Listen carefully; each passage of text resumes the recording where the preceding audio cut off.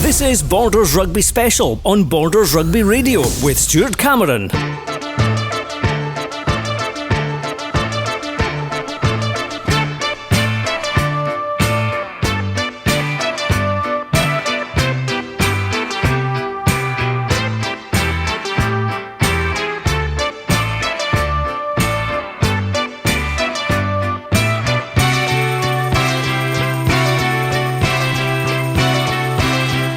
Hello and welcome to Inverleith in Edinburgh for Borders Rugby Special on Borders Rugby Radio. I'm Stuart Cameron, and me and the team will be here throughout the next 3 hours to bring you the very latest score updates and live commentary from our feature match today. It's Stewart's-MELVILLE and Kelso in National 1. Kelso unbeaten in their first 3 games, sitting in second place behind Gala in the table. Well, we've got reporters covering many of our local teams today, including 2 games, both about half a mile away from here. Edinburgh Accies v Jed Forest and Selkirk at Golden Acre against Herriot.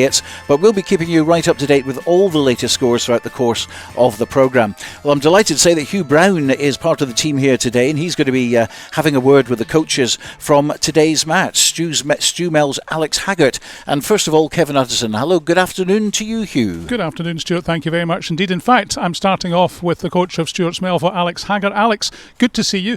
Nice to be here at Inverleith, although the rain has just started, hasn't it? Yeah, I know. I'm not sure our forwards will be that happy about that, seeing the rain coming down, but yeah, it looks good. Pitch is in pretty good nick. I think Willie the groundsman's done a pretty good job. It's like, having spent a few years down in that too, I think it's quite nice welcoming opposition like the calibre of Kelso back to Inverleith again.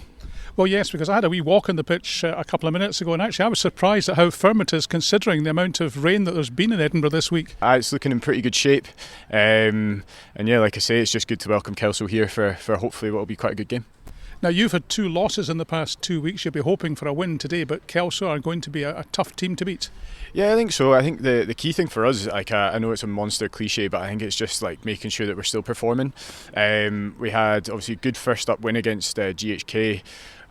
In all honesty, I think we probably did enough to win against Biggar, and I think it was a bit of a kind of moment for quite a lot of the boys to think like, actually we're not here to just make up the numbers, like we can do something. Watson's last week was a wee bit disappointing. To be honest with you, I think quite a lot of the boys know that we maybe didn't perform as well as we could. So I think from our perspective, it's just about getting back on track in terms of performance and getting our principles, both sides of the ball, back in play. Our new vice president, a guy called Jason Conlon's done a huge amount of work engaging people to come back down to the club, sort of former players with their families and everything like that. Finn, Calder and Jim, it's a pretty easy pull for a lot of people to come in and see these guys at lunches and stuff like that, but I think they've got 85, 90 at the lunch, which is a really, it's a really good thing. So it's important having home games, and it's important engaging people with the clubs because I think we're trying to build something a wee bit longer term, and having people down to watch and having people see what a great place it is, and to see good opposition like Kelso and some of the other teams in this division coming down to play. I think it's a really good pull.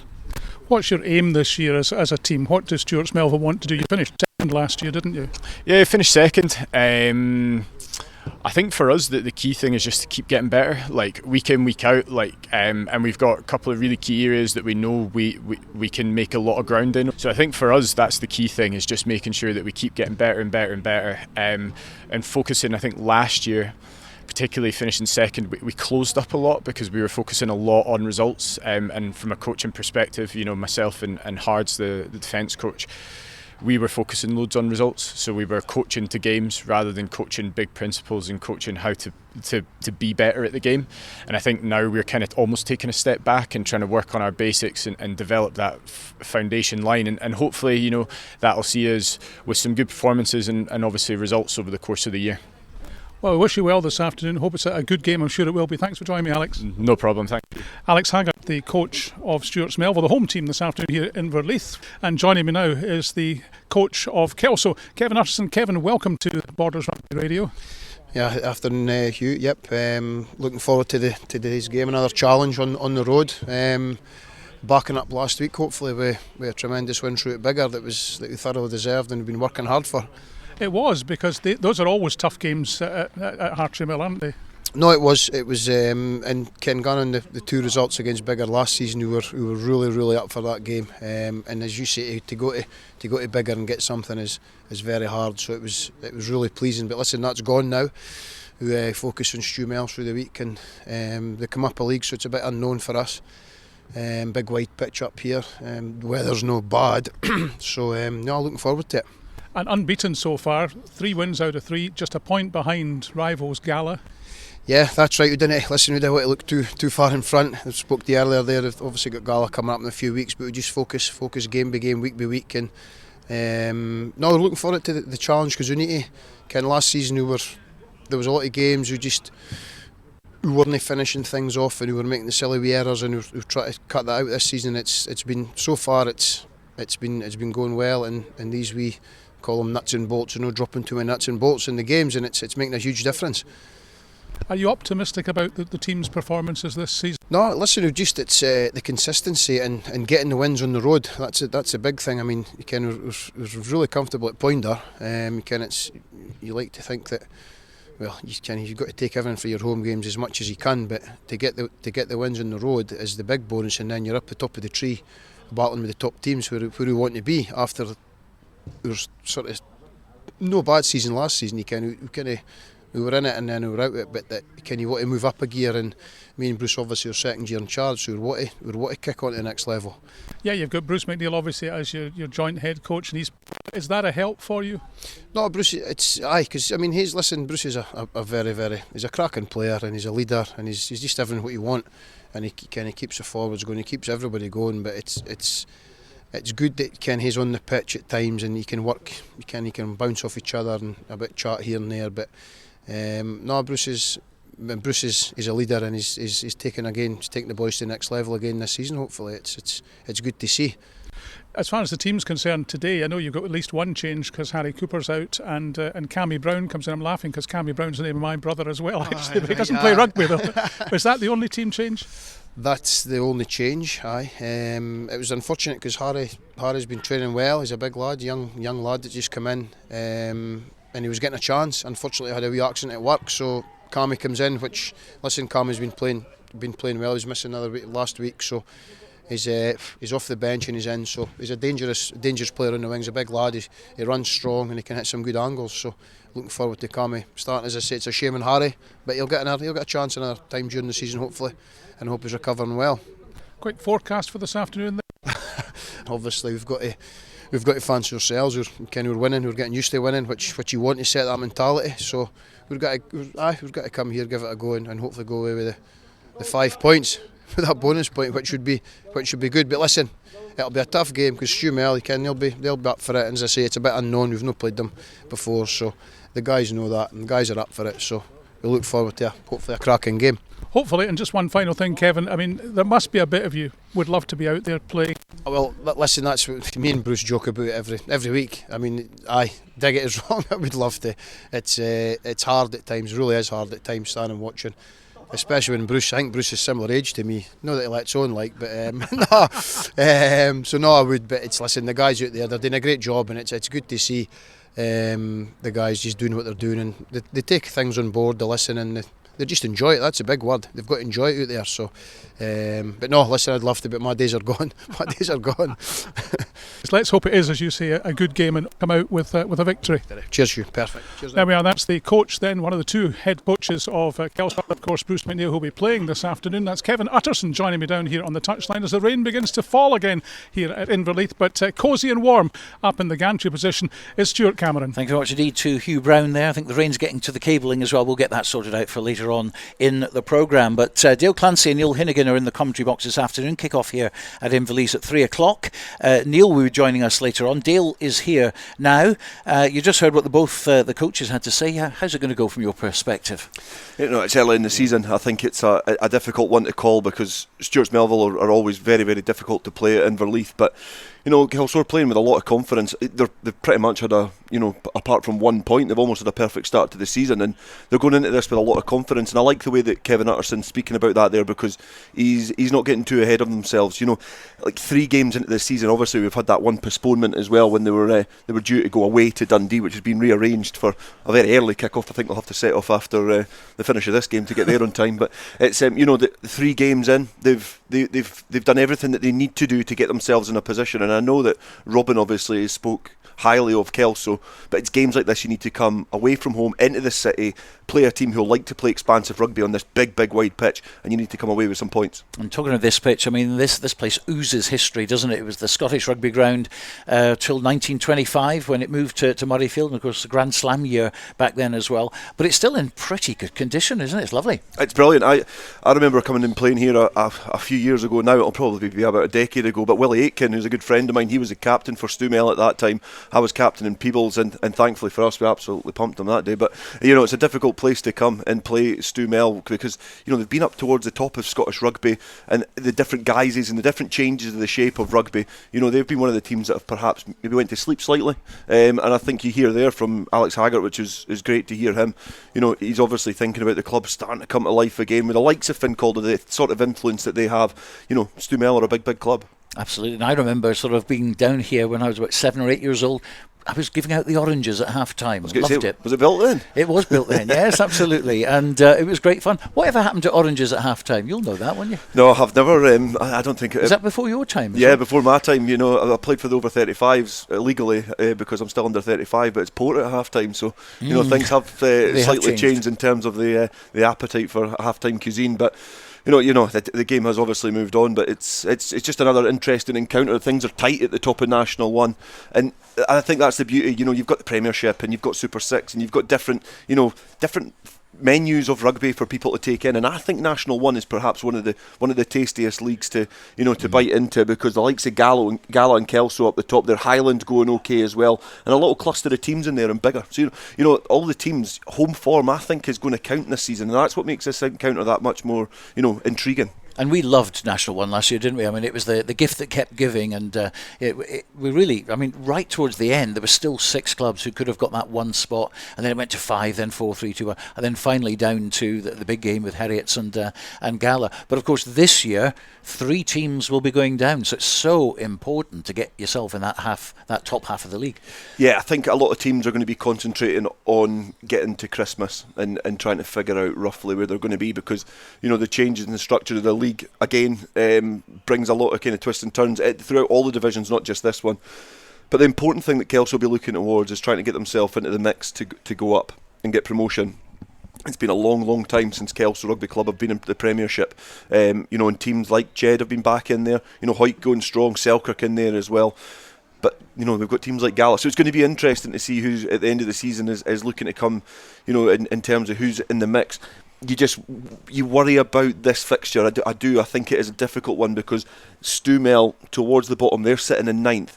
I think it doesn't give a true reflection of what I was looking at how the results have went so far.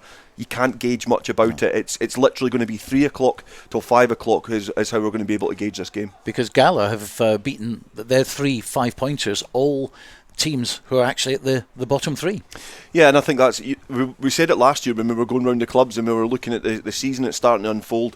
You can't really, I don't think, gauge where teams are until about 7 or 8 games in, until we've seen who's beaten who and by what margin, and who's been unlucky with injury. But that being said, Kelso have done exactly what they need to do at the start. They've had 3 games, they've got 3 wins, they've got 2 try bonuses in there as well, so they can score tries. Defensively they're pretty astute as well, so they've put themselves in a good position. They'll just be gutted that Gala have 1 point better than them. There we are. Well, it could all change by the end of the day. And after the break, we're going to be previewing the rest of the local rugby this afternoon. Based in Galashiels but covering the whole region and beyond, Borders Mortgage Hub is your one-stop shop for all things mortgage related in the Borders. Visit us at bordersmortgagehub.com or call us on 01896 807 008. That's 01896 807 008. Borders Mortgage Hub. Mortgages for the Borders in the Borders.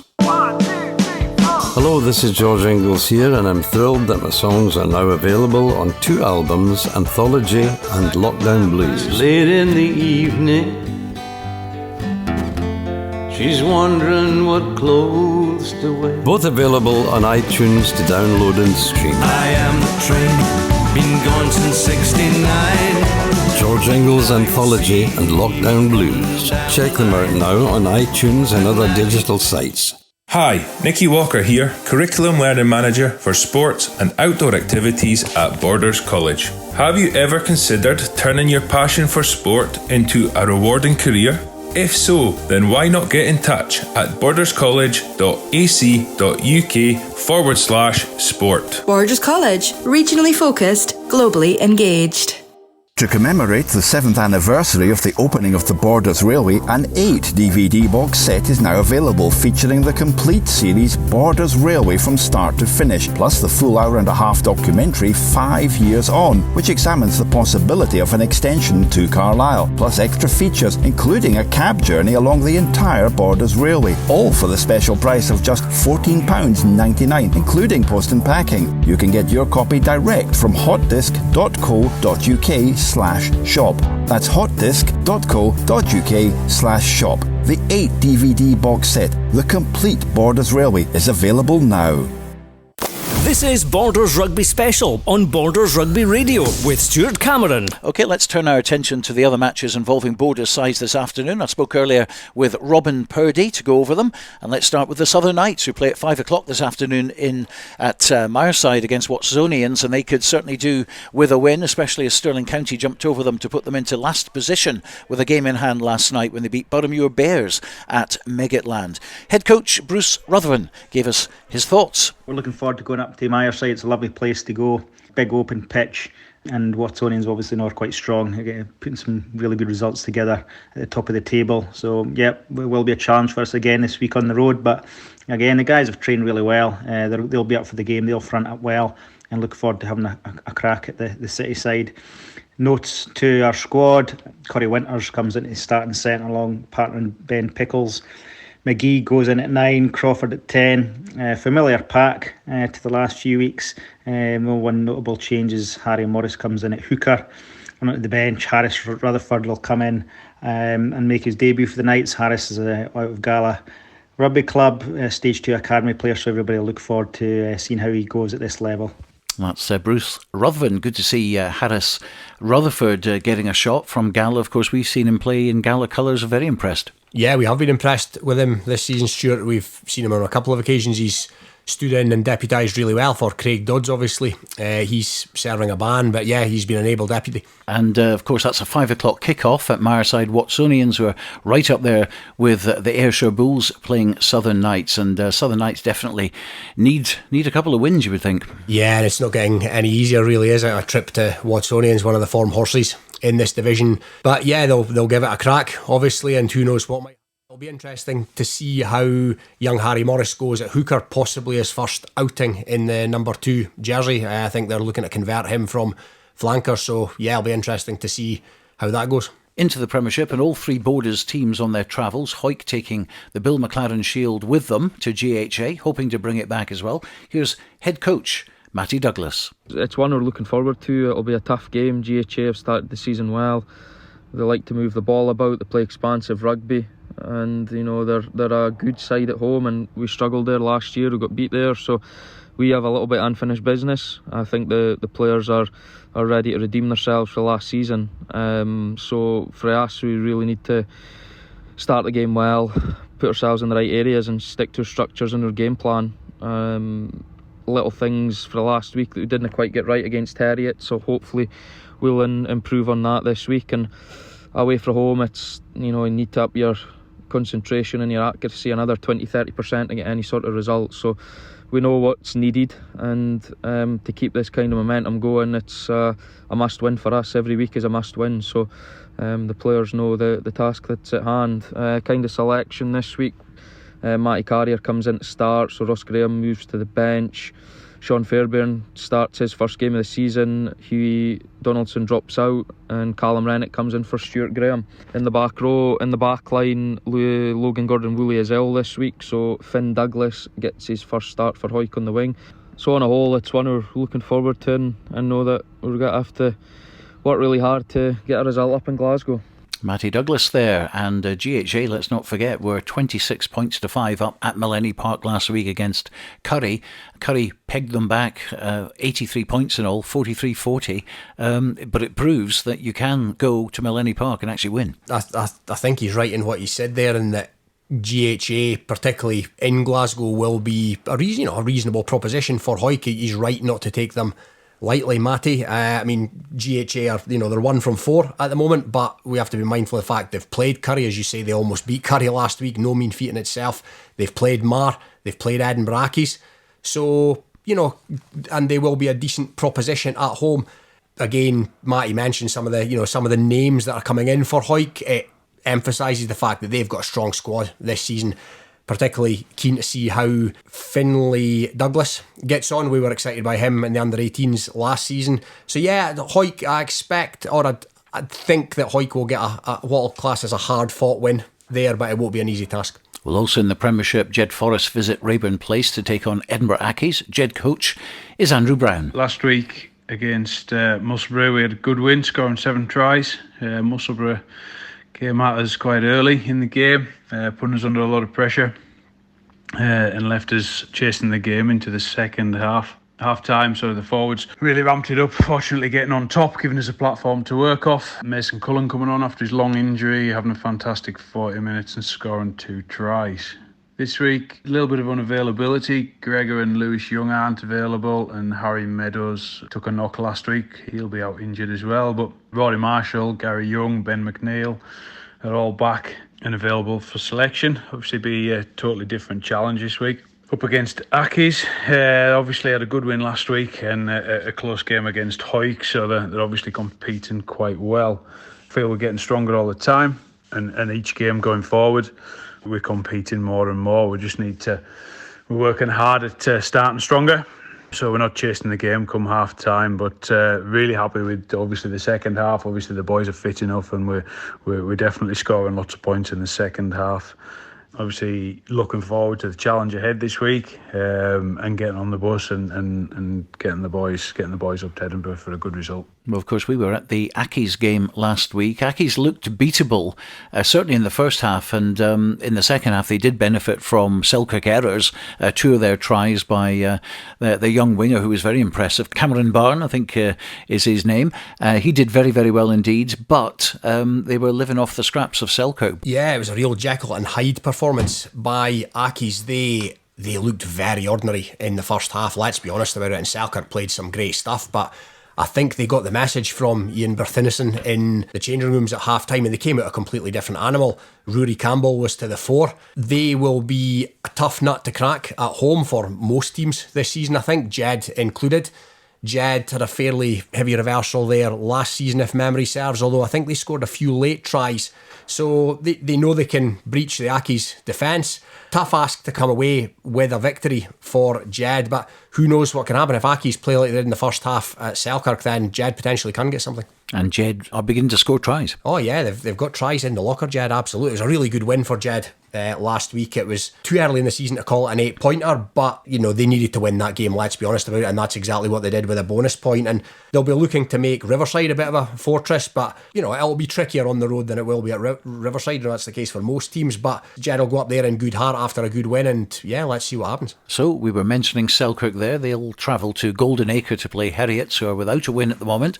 Head coach for Selkirk is Scott White. Obviously coming off a hugely frustrating match last Saturday, from having so much dominance in the first half to there only really being one team in it, to then no turning up and performing in the second half. Really disappointing. We've looked at that pretty closely on Tuesday night and things that we can do and things that we can change, so hopefully week by week players keep improving, and we're on the receiving end of some more wins through the season. So now look, we go up to Heriots this week with a fairly settled squad. Kieran White and Matty Reid will both drop out, unfortunately, this week through injury, but we've got young the academy prop Callum Smythe coming back into the mix this week, which is great, along with Andrew Grant City will return to the fold this week also. So selection's been tough again. It's just what we do in and around selection to the bench as well. I felt the last couple of weeks we've not really got a foothold in the second half, so we'll look at that, and that'll probably be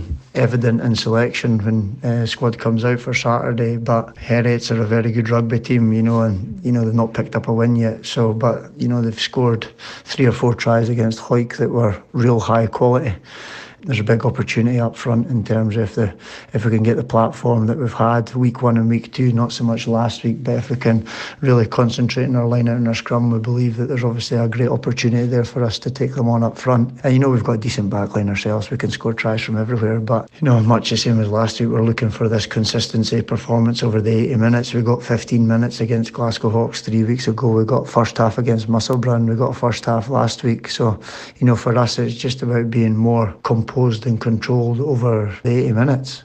So it's something we've worked on, and we're really looking forward to going up on Saturday as a squad. And on paper, that should be a win for Selkirk, but Heriots will be hurting after that big defeat, 52-21 at Mansfield Park. I don't think there's any secret in the fact that now's a good time to play Heriots, because it's prior to when I believe they're going to get a number of Super 6 players back.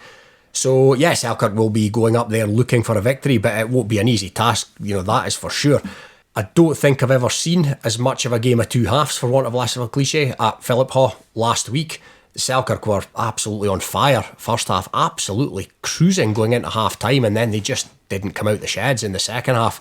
Will it be a dent to their confidence? That'll remain to be seen, but again, Scott White mentioned some of the names that are coming back in there. That, again, we said it earlier on, it kind of emphasised the fact they've got a better squad this season than they had last season, and I was particularly impressed by Godsmark last week, and it sounds like he's going to be fit after coming off around the hour mark last week. That's a big plus for Selkirk. Belgium international, of course, and he'll be going back to Belgium soon. Yeah, he's kind of here on a bit of I think it's a 6-week placement, but yeah, he was really, really good. He was possibly the pick of the bunch of the 30 on the field, I would say, last week in the time that he was on. So that's a big bonus for Selkirk to have him back and fit this week. And that try that he scored, which was Matt Reid was involved, Ryan Cottrell was involved, and it was just nice to see them playing so fluently and with great confidence. Oh yeah, that's exactly that. They were a team brimming with confidence until obviously the second half came along. But yeah, they look like, as Scott said, they look like they can score from anywhere. They've got a great back division, but they've also toughened up, maybe, I don't know if that's the right word, but they've got a better pack this season, and they played some beautiful stuff, forwards and backs combining. But yeah, they look like they can do a number up front as well. Okay, international one then we go. We've obviously previewed the Kelso game, which is our commentary match on Borders Rugby Radio. So let's look at Gala against GHK and bring in head coach Stuart Johnson. Back at Netherday on Saturday against GHK, who'll be obviously coming down full of confidence after a really impressive bonus point win against Highland last Saturday. Obviously, we're on the back of 3 bonus point wins as well, so we'll go into the game full of confidence. A few changes to our team.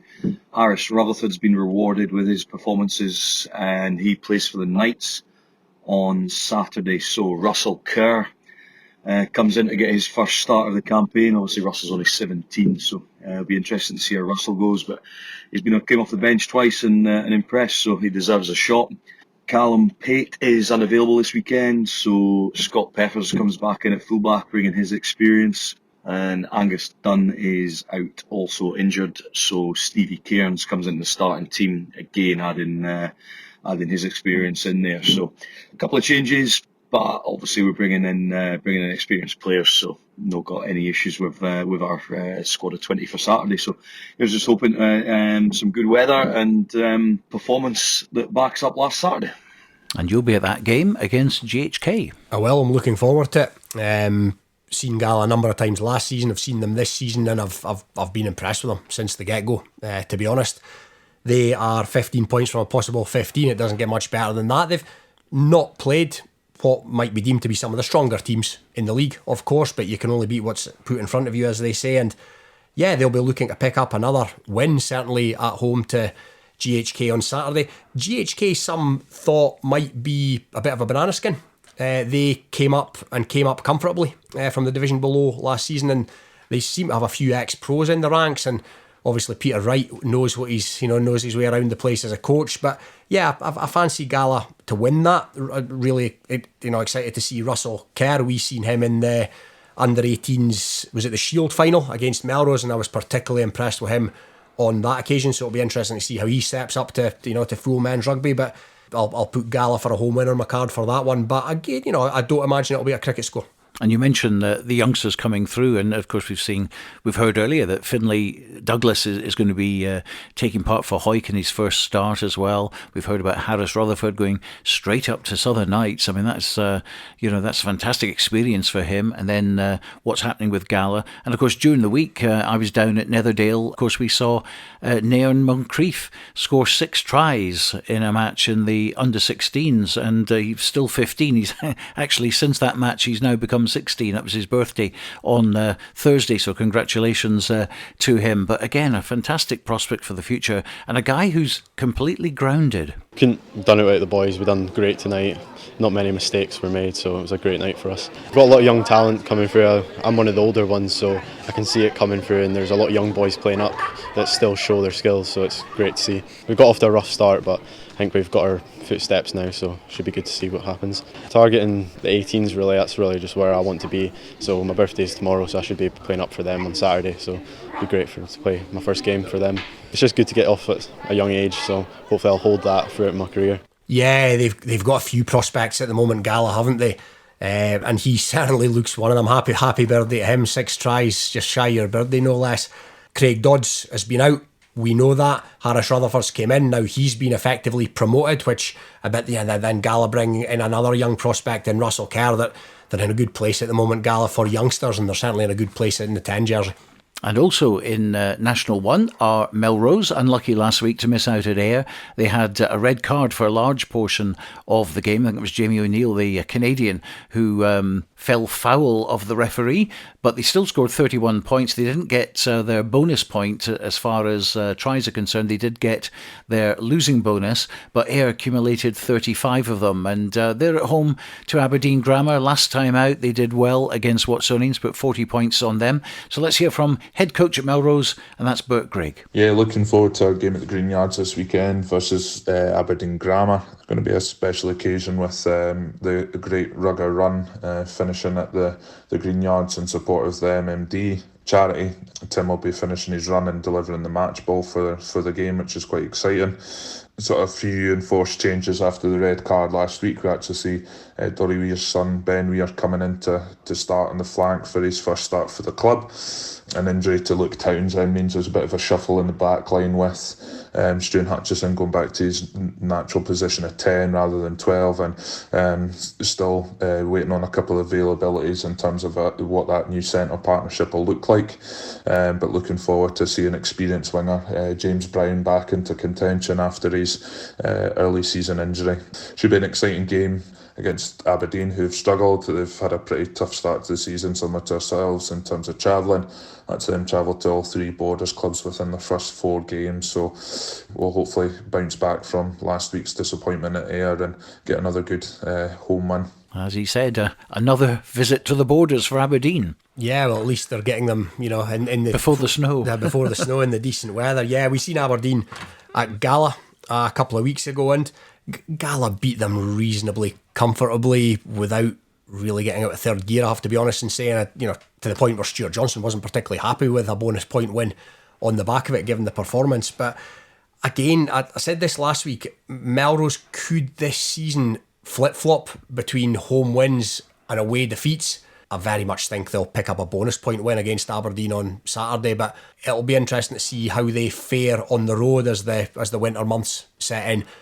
Luke Townsend being out is a blow, but as Bert said there, Struan Hutchison to come back into 10, moving back in from the centre, there are a few better players in the league than him. Absolutely, and you mentioned their away form there.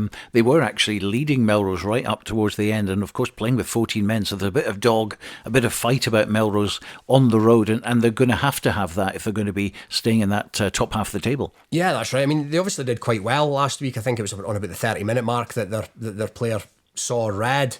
They did pretty well, but they still came away with a loss, albeit with a bonus point, and it was a loss the previous away game as well, and you just don't want to see that become a pattern for Melrose. Absolutely. Well, International 2 we go. Peebles' unbeaten run ended last week at Preston Lodge in pretty spectacular style. They went down 32 points to 5. Let's hear what head coach Ian Chisholm has to say about that. It's always funny when you get the opportunity to watch a game back. You get to see things you didn't notice on the day, and then we've built the work-ons into the plan for the week, and we understand we were nowhere near our best at PL at the weekend, and we allowed them to play, and we allowed them to hold on to the ball for way too long. But for me, on our side, there weren't enough players that were offering themselves up to carry ball and organising in the way we want to play. And look, you've got to be desperate on the ball. The wee details matter a lot when it comes to managing and making space on the field and being able to put our attackers where we believe they can be most effective. Look, I think this weekend, if anyone's seen Newton Stewart play over the last few years, they're a quality side. They've got some really exciting backs that can make things happen. And if we turn over ball too easily, or if we kick loose, then we could be in trouble. They put a huge score on a really strong Laswade side down in Bladnoch, and it just reinforces that this league it's going to be so tight. And if you do lose, it's about bouncing back after losses and trying to pick up try bonuses and losing bonus points whenever you can. And we should see a real difference in our intensity both sides of the ball this weekend. But I'm positive that we'll be able to. It'll be a tough game and a great opportunity to play some positive rugby and make amends for last weekend. We're lucky to have Neil Hogarth, club captain, back. He's a real talisman for us, and he's a real physical presence, and he's really excited to get the jersey on as well. And Andy Muir comes into the squad, and Andrew Brown moves into the starting lineup after a solid game against PL. Youngster Finlay Sinclair, he moves up for the bench to start. I really think he's a real talent, and I see him as a like-for-like replacement for Roddy Guinea, who he's going to be leaving us to head to Australia at the end of the month. I'm absolutely delighted to have Jack Harrison back in the centre. He's a really clever rugby player, and we really missed him last week. And Donald Anderson, he needs to be in the squad for his rugby brain. He moves to fullback, and Frey McKeever will move over to the wing. Frey had some really quality touches, especially in counter-attack last weekend, and we're really looking to use him in the later parts of the game with his running game. Donald really understands how we're trying to play, so we're looking for him to activate and organise attacks and bring some control to our edge attacks. So look, our squad for Newton Stewart the weekend is Neil Hogarth, Andy Muir, Andrew Brown in the front row, Cammy Pye and Ross Brown in the second rows, Finlay Collins, Finlay Sinclair and Roddy Guinea in the back row, Dave Collins and myself are the half-backs, James Dow, Buster Davidson and Ray McKeever make up the back three. Buster Davidson moves out of the squads, and Rob Harrison and Jack Harrison make up the centres. Willie Aitken takes the first spot on the bench with Lewis Copeland, and Murdo Anderson will hopefully feature for his first game of the season. And we've got one more substitute to name, and we're going to have a good conversation about that and make sure that we've got our selection nailed. Always a good insight Ian Chisholm gives us on matters concerning Peebles, but there'll have to be a different Peebles that turn up on Saturday. From what I'm hearing in that division, I don't think too many teams will go to Preston Lodge and win. In saying that, Preston Lodge were defeated by last week. I think it was, Laswade rather, maybe 2 or 3 weeks ago, and Laswade got a heavy score put on them by Newton Stewart last week, who Peebles play this week. So it seems that there's a few teams in that division that can probably beat each other. Glasgow, Accies and Kirkcaldy are both 3 from 3 at the moment, but just below that sit Preston Lodge, Newton Stewart and Peebles, and it's going to be interesting to see how that division pans out. It looks quite tight. Well, on to Berwick. They're in the same division, and they visit Laswade, the other team that came up with them from National 3. So the head coach is Colin Young. Berwick, we make the short trip up to Laswade this weekend. We know quite a bit about Laswade because we've been in the same league for the last 2 or 3 seasons, and we both gained promotion last season. No doubt they will be watching the video from last year as well to see how they can put something up against us. We're much the same as the victory over Falkirk last weekend with selection this weekend, with 1 or 2 just small minor changes just due to some work commitments. But yeah, we'll be looking forward to the trip up there. We know that they're pretty forward dominant, so their set piece will be trying to get them paramount and get some ball for their backs. But yeah, we'll be up for the challenge. Berwick, of course, won easily at Scremerston against Laswade, and they weren't far away at winning on the road as well when they played them. So they'll fancy themselves to get that win that they nearly got last season. Yeah, we covered that game down there towards the tail end of last season, and when Berwick needed a run of games to get that second promotion spot, and they dispatched Laswade quite comfortably on that day. Laswade already the title in the bag. They were down for a bit of a title party, admittedly, but yeah, Berwick made reasonably light work of them that day. I was almost surprised as to just how much they dismantled them, for want of a better word, but it's going to be a different story up there this weekend, but it should be two evenly matched teams. Much will depend on what's happened over the summer. Have they brought some in? Have they lost some, both teams? But yeah, if it's anything like it was towards the tail end of last season, Berwick are in with a shot. And of course, it's building nicely for our hopefully commentary game next week, which will be the derby between Berwick and Peebles. Who would you fancy at this stage?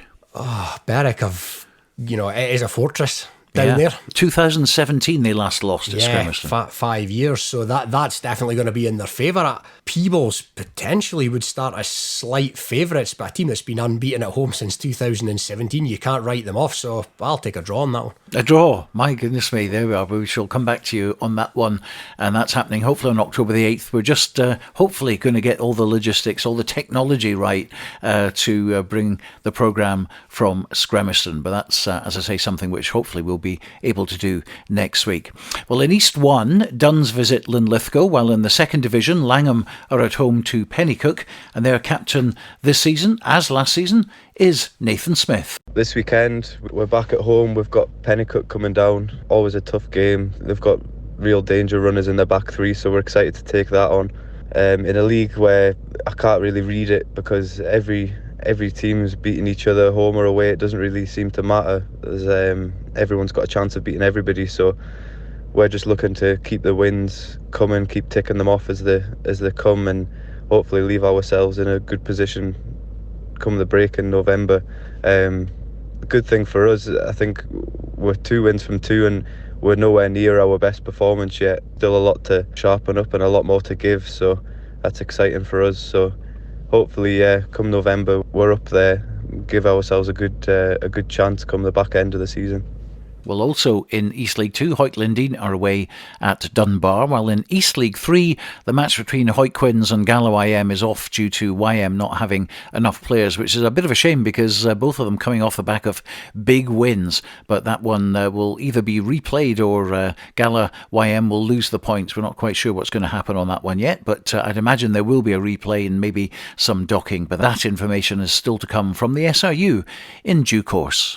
OK, let's join Phil Morris now, because Phil is the tournament director of the Melrose Sevens, and there was an announcement to say that plans for the 2023 event are confirmed. So he's joining us now from a rather noisy airport, so we'll see how this one goes. But Phil, welcome to the programme. Yeah, hi Stuart, how you doing? Not so bad at all. Now, it's good to hear that things are moving for Melrose 2023. What are the highlights that you can tell us?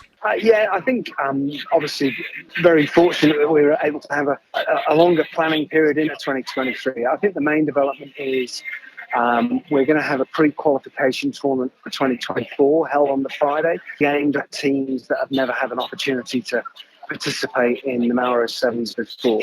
So teams from around Scotland and Northern England, we're hoping will be able to attend. So it's going to be a 16-team knockout tournament. The final will actually be played on the Saturday evening. And then we're going to have an under-18 tournament. Traditionally, Hoyk have had that held on Saturday in clashing with the Melrose Sevens. So they kindly offered to allow us to play that tournament on the Friday evening at the Greenyards to allow the local Borders under-18s teams to be part of the Melrose Sevens weekend. So that's the two sort of primary developments. The Saturday is traditional second Saturday with 24 teams, and we're going to have a 4 ladies team competition. So basically the final of the pre-qualification tournament will be on the Saturday at 6:30. The final of the ladies tournament will be at 7 o'clock, and then the final of the 1883 tournament will be at 7:30, as it was this year. OK, now, Super 6 players, are they going to be able to take part this year? Is it going to be similar to last year? Yeah, exactly the same rules as it was last year. So, I mean, we're really looking for teams to bring the best side that they can. So, teams wanting to include their Super 6 players, they're most welcome to do that. Obviously, invitational teams will always bring, the highest quality they can. So, we want the Scottish teams to be as competitive as possible. A couple of questions have come in already from the press release, and one, obviously you can clear them up, no doubt. One of them is, do any of the Kings of the Sevens teams have to pre-qualify for the 2024 tournament, or are they going to be safe to enter? The normal teams from Scotland that are invited will, as ever, be invited.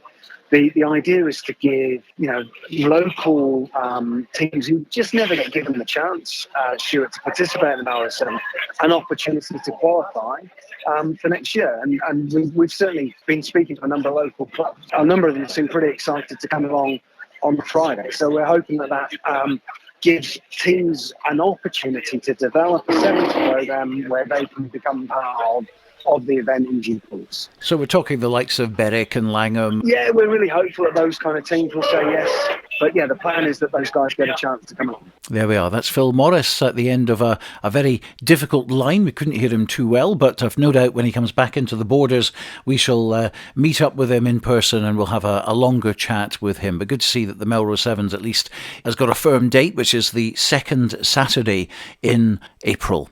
This is Borders Rugby Special on Borders Rugby Radio.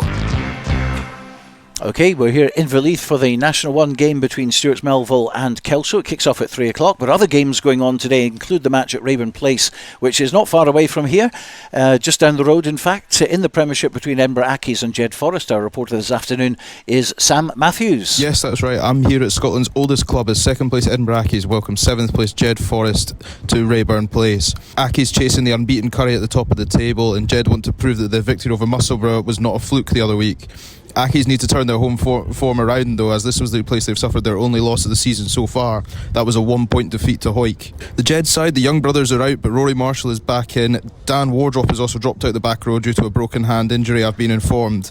Accies make 6 changes to the starting 15, so 2 new sides that both want to make sure they get another win under their belt as this season carries on.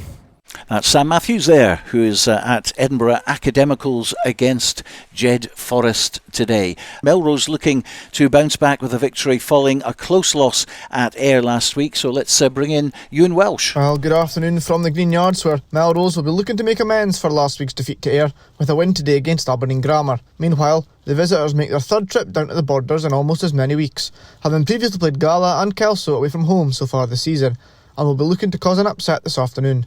The teams are out warming up and the crowd are making their way to their seats, with kick-off at 3 p.m. fast approaching. There's plenty of wind and perhaps some rain on its way, but I'm sure we will still be treated to a wonderful game of rugby here at the Green Yards. Live updates this afternoon on Borders Rugby Radio and video highlights to follow on the Borders Rugby website. Thank you very much indeed to Ewan Welsh, who's there at the Green Yards today covering Melrose's game against Aberdeen Grammar. Well, let's go to Netherdale this afternoon. Table toppers Gala home to newly promoted GHK. Covering this one is Robin Purdy. Good afternoon, Stuart. It's a blustery autumnal day here at Netherdale, where Gala are looking to go 4 wins from their first 4 games against a GHK team that have got their first win of the campaign last weekend v Highland, having won National 2 last season at a canter. The strength of Gala's squad's on show this week. Harris Rutherford's been called up by the Southern Knights and key man Angus Dunn is injured, but when you can bring in the likes of Stevie Cairns and Lachlan Johnson, that it's not all bad. So the new faces for Gala this week are the experienced Scott Peppers at fullback, Johnson returns at 9 and Cairns packs down in the middle row, which allows Ewan Dodds to move to his preferred position at number 8. 17-year-old Russell Kerr's a real prospect and he replaces Rutherford at 10. For GHK, there's a whole host of new faces in the ranks this week. Into the back division come centres Mike Hill and Ray and Trash, winger Scott Davidson and halfback Stephen Logan, who's 18, and Louis Miller. Up front, Blair Hasty comes in at hooker, Martin White comes in at prop, and Hugh Parker's into the back row at number 8. So both sides with plenty to play for today, but if Gala have any designs on going one better than last season and clinching the one promotion spot from National 1, then it's this type of home game that they have to win. Kick-off here at Netherdale's at 3 o'clock. Thank you very much indeed to Robin Purdy at Netherdale today. Well, one more match to check in on. It's the Premiership. Heriots hosting Selkirk at Golden Acre. Again, just about half a mile away from here. And I think we can go live there now. Waiting for us, Bill Paulson. Good afternoon from Golden Acre, where in a short time we'll be looking at the match between Heriots Blues and Selkirk in the Premiership. Selkirk started the season well with an early draw at Hawick and then 2 good wins, but slipped out of the top part of the table last week when they went down to Edinburgh Accies by 24 points to 20, and that would be particularly disappointing if they had led 14-0 at half time. Heriots, on the other hand, have only 1 point to their name and sit at the foot of the table. The 1 point coming from a try bonus that they gained. But they are a side that habitually scores tries, and having been promoted from National 1 May. But now we move on to this afternoon. At the moment we're watching the tail end of Heriots against Ayrshire Bulls. The Bulls have a comfortable lead at the moment, 26 points to 7. But shortly we'll be concentrating on Heriots Blues against Selkirk. Thank you very much indeed. And that's Bill Poulsen at Golden Acre for Heriots against Selkirk. Well, we're not too far away now from kick-off here at Inverleith. STEWART'S-MELVILLE against Kelso in National 1. Dale Clancy and Neil Hinnigan are your commentators this afternoon. And Dale, let's have a quick look at the Premiership first of all. Last week, of course, proved that Curry and Champions Mar aren't going to have it their own way. Yeah, I think the Premiership looks really competitive. I think Selkirk have certainly surprised a few people as well in terms of their performances, just pipped at the end by Edinburgh Accies last week. And Jed picking up a win as well, in a high-scoring victory against Musselburgh. I think it's not as scripted as perhaps last year was. We knew pretty much early on who the top two were going to be. We knew Curry were going to be there. We knew Mar were going to be there, and it was just a matter of Hoyk trying to muscle their way in. Weren't able to in the end, and I think this season it just makes it a little bit more interesting. GHA playing Hoyk, Bill McLaren-Mashield on the line, of course, but I think it'll be points that they're particularly keen on getting this afternoon. Yeah, and I was speaking to Matty Carrier before the game, and they've been able to kind of reshuffle the pack slightly. He gets a start at hooker, and he's under no illusions as well. He says that GHA is a difficult team, especially away from home. It's a difficult place to go. They are a very robust team at their own patch. And Hoyk, they've already had the confidence of a good win at Rayburn Place, so they'll go up there with confidence, but they still need to get the job done. They still need to get the victory, and it's a difficult place to go against GHA. The other game, of course, Musselburgh against Glasgow Hawks. Yeah, that's that Musselburgh haven't got off to a good start at all in the league. They've obviously got that defeat against Jed last week, which was a game they probably targeted. And Hawks look pretty good. They've fed a lot of players into the Super 6 system and been able to kind of galvanise themselves. So they look pretty handy. So you'd imagine that probably would be an away victory. Well, just coming in fact, Bill Poulsen's been on the phone to say the Super 6 result: Heriots 7, Ayrshire Bulls 33. Yeah, so that kind of makes the top two solidified in the Super 6 campaign. It's probably going to be Watsonian's Ayrshire Bulls in those top two positions after Boroughmuir slipped away last night after they got beat by Stirling Wolves. So it makes the end of the Super 6 campaign a little bit more predictable, but certainly still a lot of action in club rugby to come. Well, we must mention also National 2. We're covering Last Wade against Berwick. That's going to be a very interesting one. Berwick, of course, and Last Wade coming up from National 3 to National 2. And both have started with a win, so we'll be keeping an eye out on that one. And Peebles at home to Newton Stewart. Yeah, Berwick have started pretty well, just maybe not getting the results going their way. And Peebles, they're probably quite similar. They suffered a really heavy defeat in their last outing away to Preston Lodge, I believe it was, away from home, and they got a bit of a hiding. But, home advantage gives them a chance to try and steady the ship. Lost a few players, but I think the coach Ian Chisholm is lining up at standoff, so he'll be hoping to guide Peebles to a victory and get them towards the top of that table. Well, we'll be keeping you up to date with score updates throughout the afternoon, but it's time to hand over to Neil Hinnigan and Dale Clancy for uninterrupted commentary on the National 1 match between STEWART'S-MELVILLE and Kelso, exclusively here on Borders Rugby Radio in the lashing rain. Yes, it's certainly drizzling down here at Inverleith as Stu Melt are first onto the park, and they get in a huddle just to get the last words as Kelso shelter from the downpour here. And I'll just give a little bit of time to go through there's a few names in the starting lineup. They start with George Lee at fullback. They've got Kadari and Jameson on the wings, with Stirling and Anko in the centres. Bowen and Porteous are the half-back pairing, and then in the front row, McRory, Anderson and vice-captain Morrison. A second row pairing of Scott and West, and then a back row of Povey, Brown and Malcolm. And that is the home lineup, who have started the season with one win from 2 defeats, have come against Biggar and on the road against Watsonians. And Kelso, now led on by their captain Frankie Robson, now take the field, as the centre pairings are pretty close there in terms of going on the field, as he's partnered by Dwayne Patterson, as they just make their way over the halfway line to get into position for the start of this game, which is going to be officiated by Gregor McIntosh, the man in the middle. And Kelso start with Liam Herdman at fullback, with Ponton and late replacement Cameron Brown on the wing.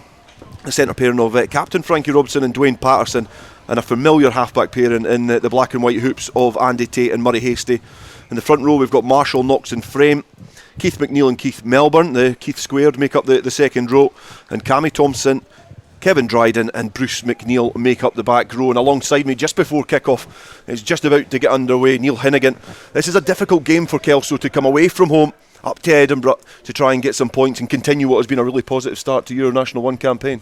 Yeah, the problem you've got in this league, Dale, is you're always looking for that 1 week or 2 weeks where you might get a bit of an easy time of it and maybe get a win that's you're not really overly pressured by. But unfortunately in this league, just all teams are pretty similar. From you have got 1 or 2 teams at the top that could stretch away, but everyone else is pretty tight. And every away game in this league is a very hard game. And with the rain coming down hard, it could be a bit of a leveler. The rain is no problem for Bruce McNeil as he gathers the kick-off straight away, just down his throat inside his own 22 as Andy Tate hovers about looking to try and find a runner. And he's found the willing run of Keith Melbourne as Kelso try and set up a platform to exit deep inside their own half here and get off to a positive start and make a territorial game, but it's been charged down and Andy Tate's having to scamper back to his own 5 metre line. He's got a bit of pressure there coming from a couple of Stu-Mel players who bundle him over the line, and that's a positive start from the home side. Stu-Mel, Andy Tate under a lot of pressure, not able to be protected at the back of that ruck, and Kelso inviting pressure from the kick-off. Neil? Yeah, very sloppy. I think Andy's actually missed training this week. He's been on holiday. Maybe still on his holiday there.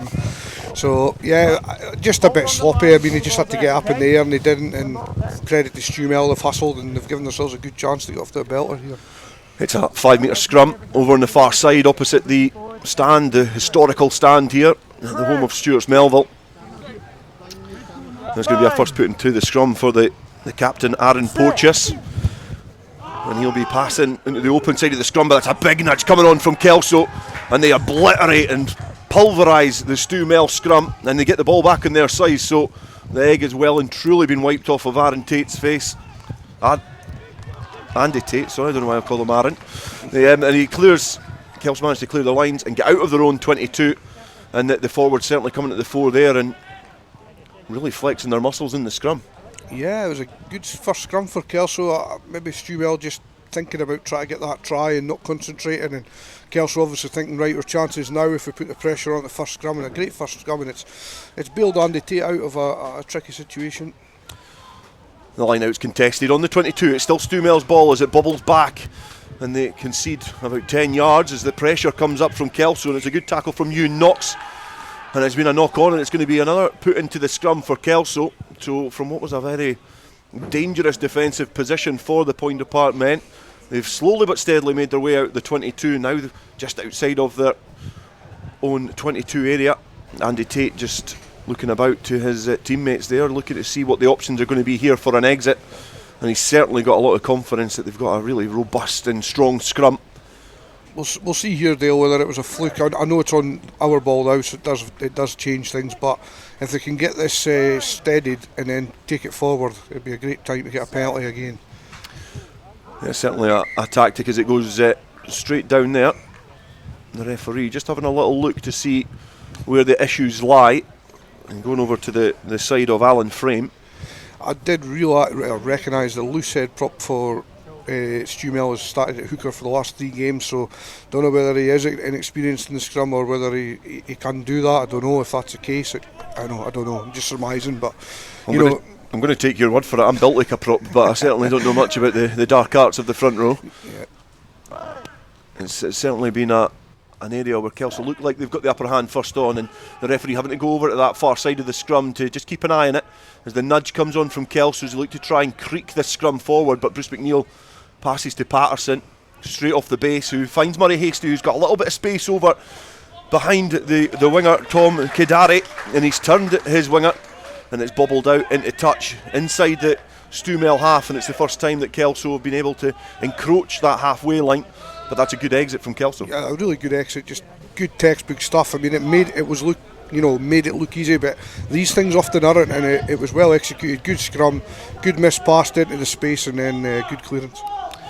Rory Anderson, the hooker for Stu-Mel, looking to throw it into the line out, not able to find his target, and it's Andy Tate on janitorial duties, sweeping up at the back of the line out and gets the ball, and it's now back on the Kelso side. It's been picked round the corner by Cammy Thompson, who looks to try and steal a couple of yards, and Murray Hastie, having to act as an auxiliary scrum half now, is in there looking to feed a runner. Andy Tate now back in his familiar position, finds Bruce McNeil bouncing off both feet and barrowing over a couple of willing Stu'Mel runners. So it's a free ball here for Kelso to play with as Andy Tate dribbles it through. Is bobbling in front of the 22 area there as the fly half Ewan Bowen tried to get back to clear up, but it was a free ball to play with for Kelso, and they look to try and take advantage of that free ball and get some, maybe a fortunate bounce of the ball to steal some points. But Stu'Mel, as you noticed, Neil, offside, and it'll be interesting. What would you be asking for them to do here? Because it looks like they're going to kick to the corner. I think I'd go to the corner, given the dominance we've had at the set piece. Just keep testing it while we can. You know, they're not obviously set or organised at the moment, Stu'Mel, around the set piece.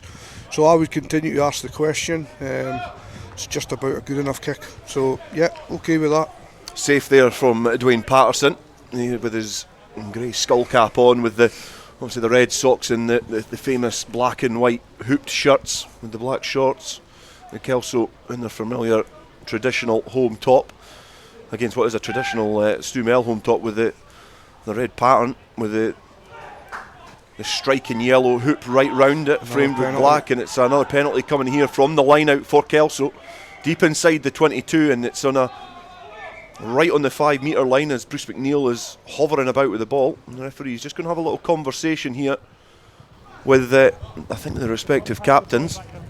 Okay.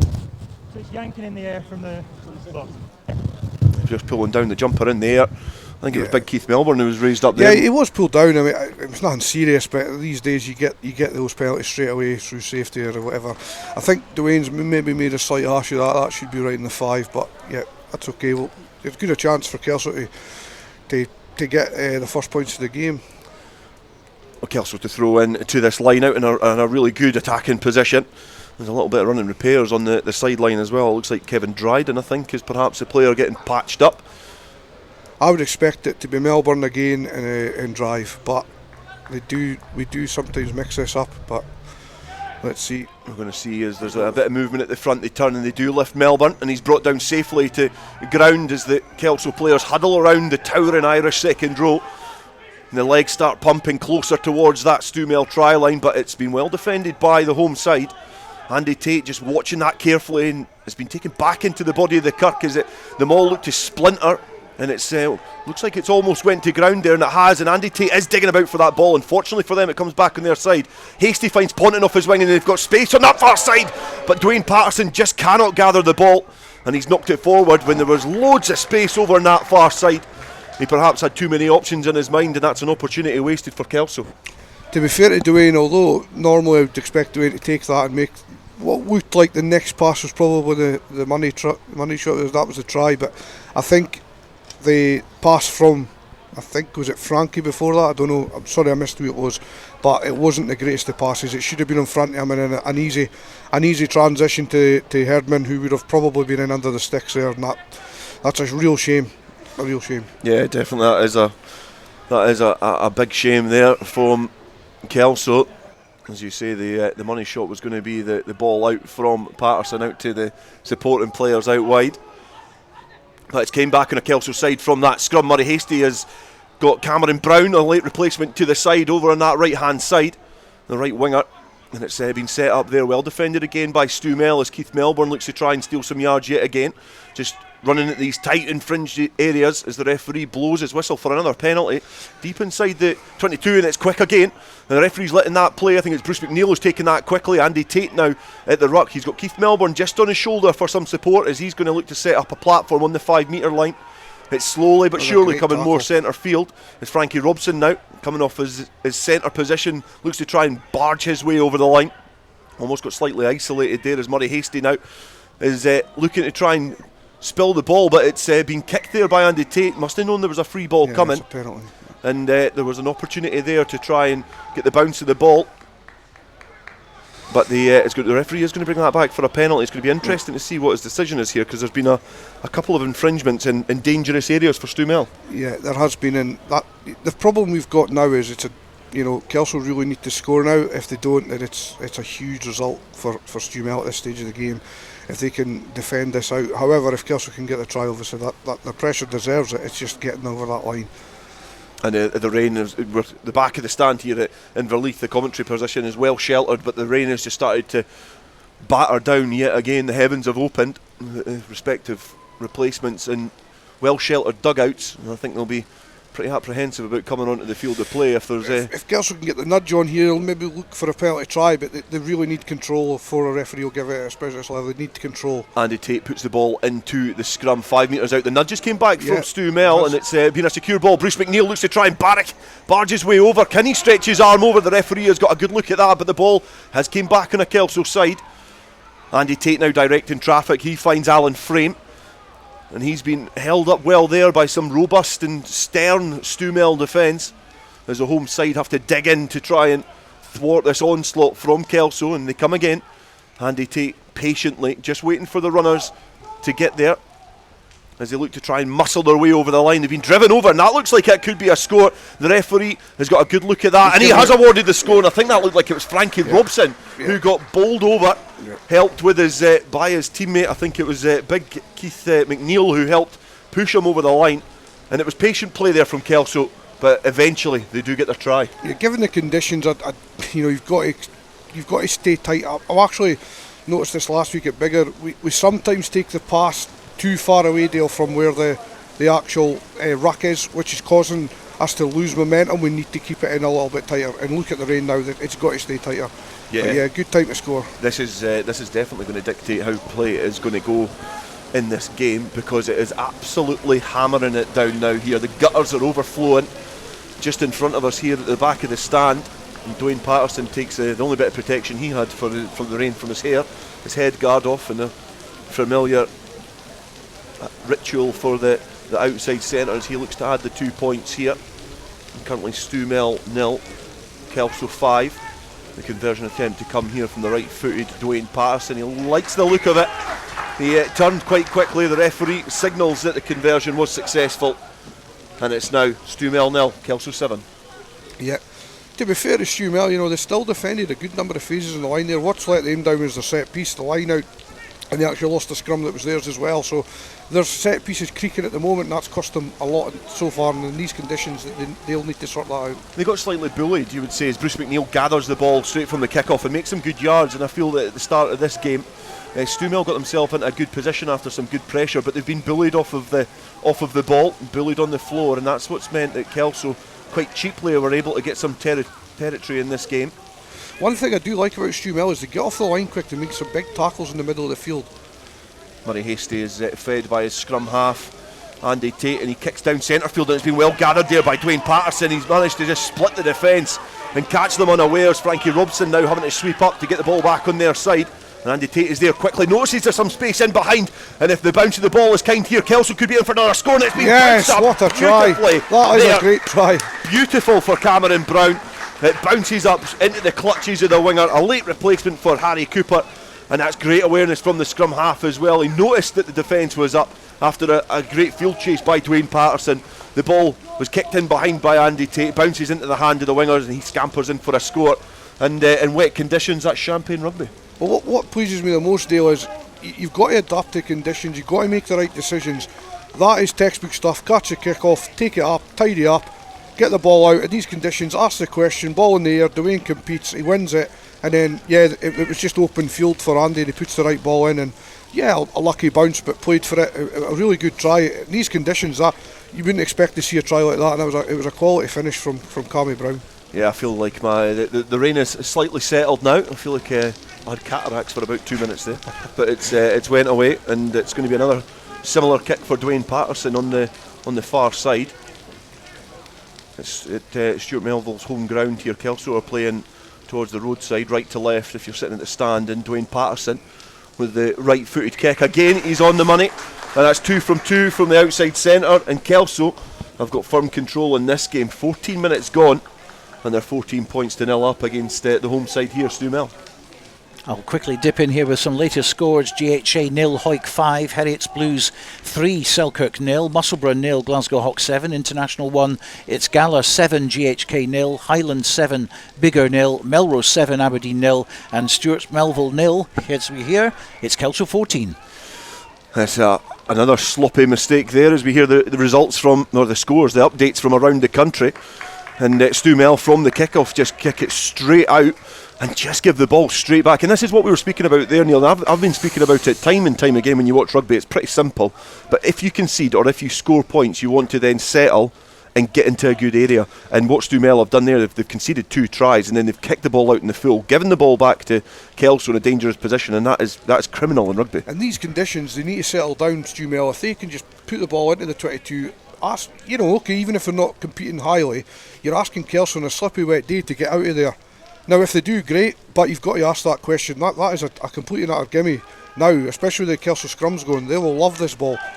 That's me with a neutral hat on. That's a killer for them. Bruce McNeill picks up at the back of the scrum centre field, and he breaks the first 2 tackles, and now he's looking to try and evade the tackle of the scampering back captain Aaron Porteous. But he set up a really good phase here as Cam Brown now kicks ahead again, and it looks like he's going to win this foot race. Is he going to get down for the score? And Kelso are in for their 3rd score in the first half. 15 minutes gone, and it's now STEWART'S-MELVILLE 0, Kelso 19, and exactly what we were saying. STEWART'S-MELVILLE kick the ball back, give it back to Kelso, and the Bruce McNeill break means that STEWART'S-MELVILLE all of a sudden are scampering back, trying to get some defensive position, and it has been well capitalised on there as the ball was spread wide to Cam Brown. He kicks ahead, and he showed a great turn of pace there. I bet you're glad that Harry Cooper's out the squad now.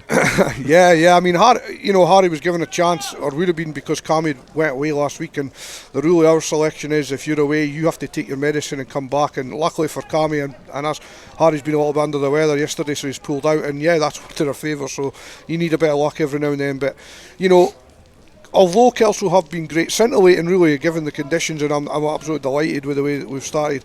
STEWART'S-MELVILLE are giving them leg up after leg up. If I was in the STEWART'S-MELVILLE camp, or if I was a neutral, I'd be going, what are these guys doing in these situations? Maybe inexperience, I don't know, but full credit to us for taking full advantage, because we've been deadly so far. Dwayne Patterson, yet again, kicks it from exactly the same position, and I think they could probably just leave the tee there. I think that's 3 from 3 from pretty much the exact same spot for the outside centre. He gets 6 points as his tally so far this afternoon. 21 points to 0, and that is a brilliant start for Kelso. We did talk pre-match about how difficult this game was going to be coming up to the capital city. It's a big, expansive park, but Kelso look at home against STEWART'S-MELVILLE so far as again they field a deep kick-off deep inside their 22, and Kelso have got the ball in their own hands. I want to see us, Dale, keep doing the textbook stuff. No matter the score, we've got to stick to our system, stick to doing the right things, stick to the right decisions. That's another poor kick from Andy, but he's got away with it, I think. Oh, and there's an injury down. I think that's Cammy Thompson. That looks a sore one for the blindside flanker, Cammy Thompson. He's had a little rub of his knee, and he's looks like he's in a lot of pain. And the physios are quickly on, and it will give us an opportunity to see how some scores are throughout the country with Stuart Cameron. Yes, we've got some more in here, including Inverleith 0, Jed Forest 7. A Paulo Ferreira converted try have put Jed Forest in front, just half a mile from here at Rayburn Place. GHA 0, Hoyk 5 is a latest score. Heriots Blues ahead of Selkirk with a single penalty at the moment by 3 points to 0. STEWART'S-MELVILLE 0, Kelso 21. If you're just tuning in, I can tell you Melrose have increased their lead on Aberdeen, 14-0 now, another try for them. It's Falkirk 23, Glasgow Accies 13. That was an early kick-off, I think, down there at, I think it's called Sunnyside, isn't it, over at Falkirk. The sun's actually come out now at Inverleith, so hopefully it's not heading for the borders, because as I understand from the Green Yards, they do not have a roof on the old filming position today. Ewan Welsh, our reporter down there. Other scores we can bring you is in National 2, Lastwade 0, Berwick 7, a good start for them. Peebles are ahead of Newton Stewart, 7-0, a converted try for them, and it's Langham 0, Pennycook 3 in National 2. So that's you right up to date at the moment, as we have a replacement for Kelso. Yeah, the injured Cammy Thompson has just been helped off the field, and he's going to be replaced by Fergus Common. He's going to be wearing the number 18. Good to see him walking off Dale. That's a positive. Yeah, from Kelso's point of view, they'll be glad to see that it's perhaps not as bad as first feared, but sometimes these injuries there can be hidden risks. As STEWART'S-MELVILLE had their first foray in towards the heart of the Kelso defence, and it was a very good run there from Gregor Stirling, who ran straight into Kevin Dryden. And this is the first time we've seen STEWART'S-MELVILLE with the ball in hand, and it's now Porteous. He looks to find his fly half partner Ewan Bowen, who's kicked downfield, and found Patterson, who's looking to dance his way out of trouble. It's actually Leon Herdman who's the player there with the ball in hand. He pops off the deck to find Bruce McNeill, who scampers his way over the halfway line. It's bobbled off the side of the ruck, but it's been fortunate for Greg Ponton, who kicks it forward, and he's just been snaffled round the ankles there.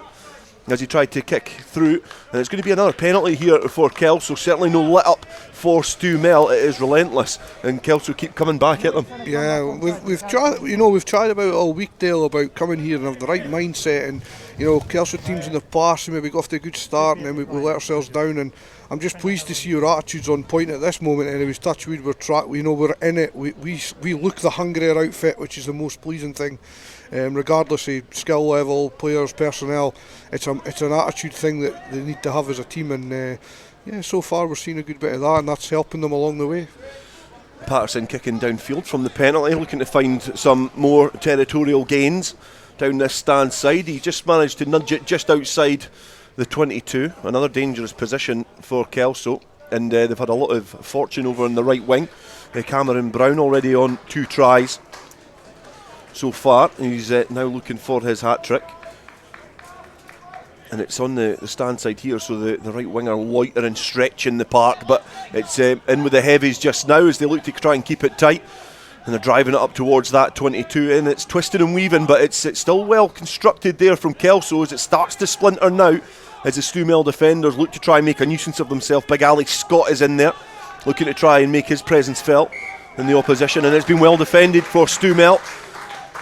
The first time they've really shown any endeavour in the maul and any. It was well defended for a Stu Mel point of view. That's great. They defended it really, really well. I think they probably took that down. It possibly could have been a pick, but it's one of those ones where I think it has to be clear for the ref to give that, and I think they're just about the right call, because well defended, no matter what. Kelso just lost control of it there at the back, and the Stu Mel second rows at number 5, they were straight through 4 on the side, and they just took a bit of grip of that. Well defended. Yeah, it's always difficult when the big second rows from the line out get themselves into a good defensive position, and Ali Scott and Courtney West, the Boiler House pairing for Stu Mel, managed to get themselves into areas where they could make their presence felt. The scrum going down again, and this time it's fallen down to the side of Charlie Marshall, and the referee signalling that he's infringed on this occasion and gives the penalty towards Stu Mel, and they'll be able to clear the lines from the 22. Yeah, slightly fortunate penalty. The only thing Kelso need to do there is they've got to realise where they are in the park. Stu Mel had to get out of there, and that was a cheap way of getting out. I think if Kelso just behave themselves white as white and then let Stu Mel have to come up with the answer, I think that would have been the better option, but that's easy sitting here. They're obviously exuberant, Kelso, they're up for it, and they're just a bit early there. No, that's exactly why we're here. We're here to explain what's going on, and I quite agree with your interpretation of that. And again, from the set piece, it's not successful for Stu Mel, and it's just went over the tail of the line out and been well swept up there by Frame. The Frames just went infield, and it's set up the ruck there, and Tate finds McNeil now, who's on the 10-metre line. He's got a couple of players round his ankles, but is still moving forward. He's eventually been brought down to ground as Patterson now acts as first receiver and stabs it through, but it's been well gathered there by the winger, but fumbled, and it's now fallen into the hands of Kelso yet again, and it's Frankie Robson on the 22 on that far right side, and Kelso now got their tails up on the attack. They've got a couple of players there. It's a replacement, Fergus Common, who's got his first real carry in this game. Andy Tate being dragged into that ruck by some Stu Mel hands.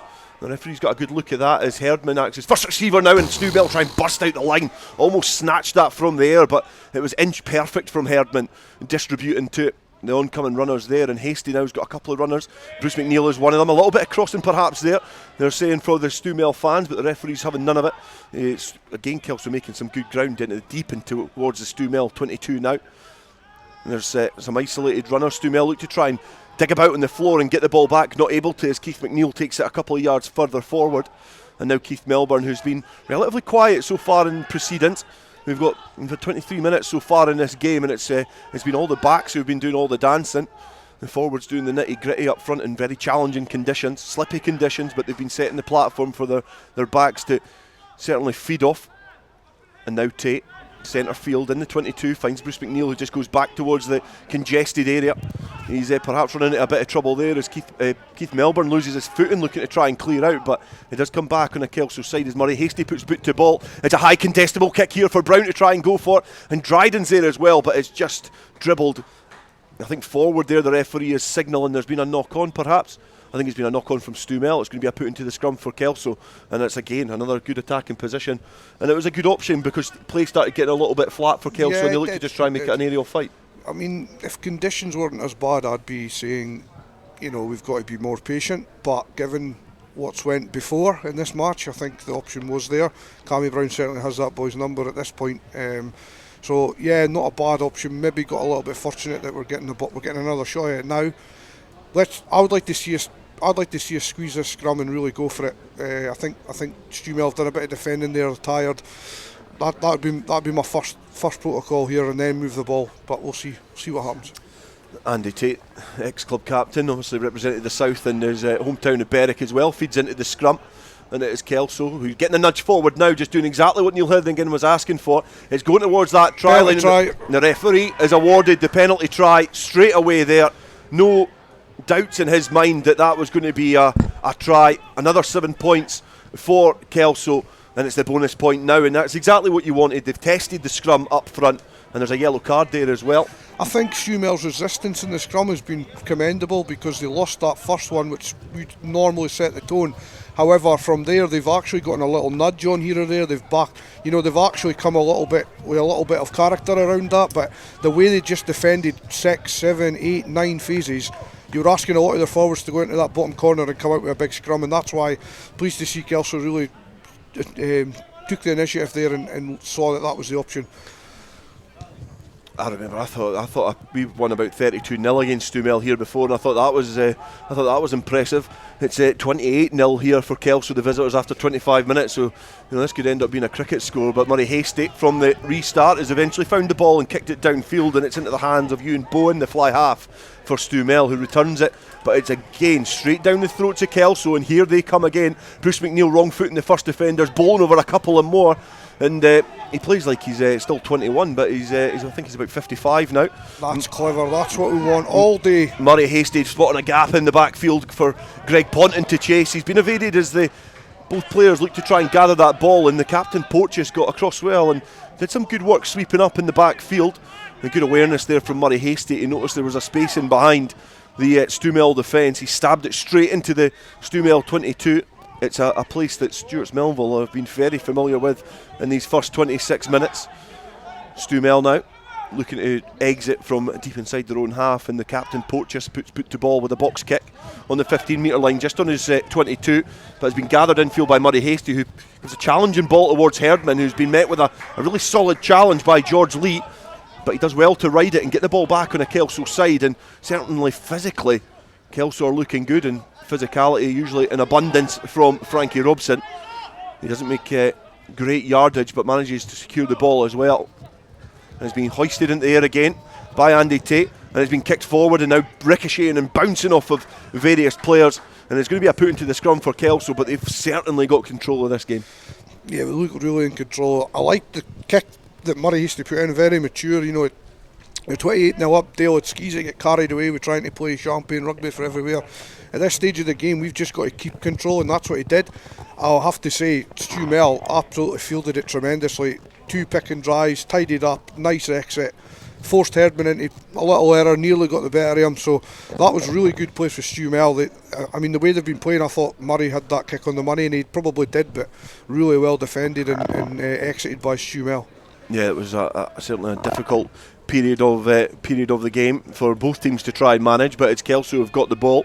A replacement for the home side. Stephen Stewart has come on, perhaps as reinforcements for the yellow carded Danny Morrison, but from the scrum, Hastie's spilled it across to, I think that's Herdman, who's come off from fullback. He's now found Brown. He dances back in field. He goes back inside again off his left foot, tries to straighten up, but he's been engulfed by the Stewmel shirts as they scamper back, and yet again Kelso are deep inside the Stewmel 22. And you sense that there's going to be another try coming, and Bruce McNeil is one of the players looking to put his hand up to get on the score sheet. He doesn't make much in the way of yardage again, but does well to set up the ball. Is it now Charlie Marshall, the loose head prop, who's got the ball in hand, and it's opened up here. It's not a great execution of the cross-field kick, and Stewmel do well to field that. And they're looking to now break free from their own 22, but the Kelso shirts are there, and the cavalry does arrive for Stewmel.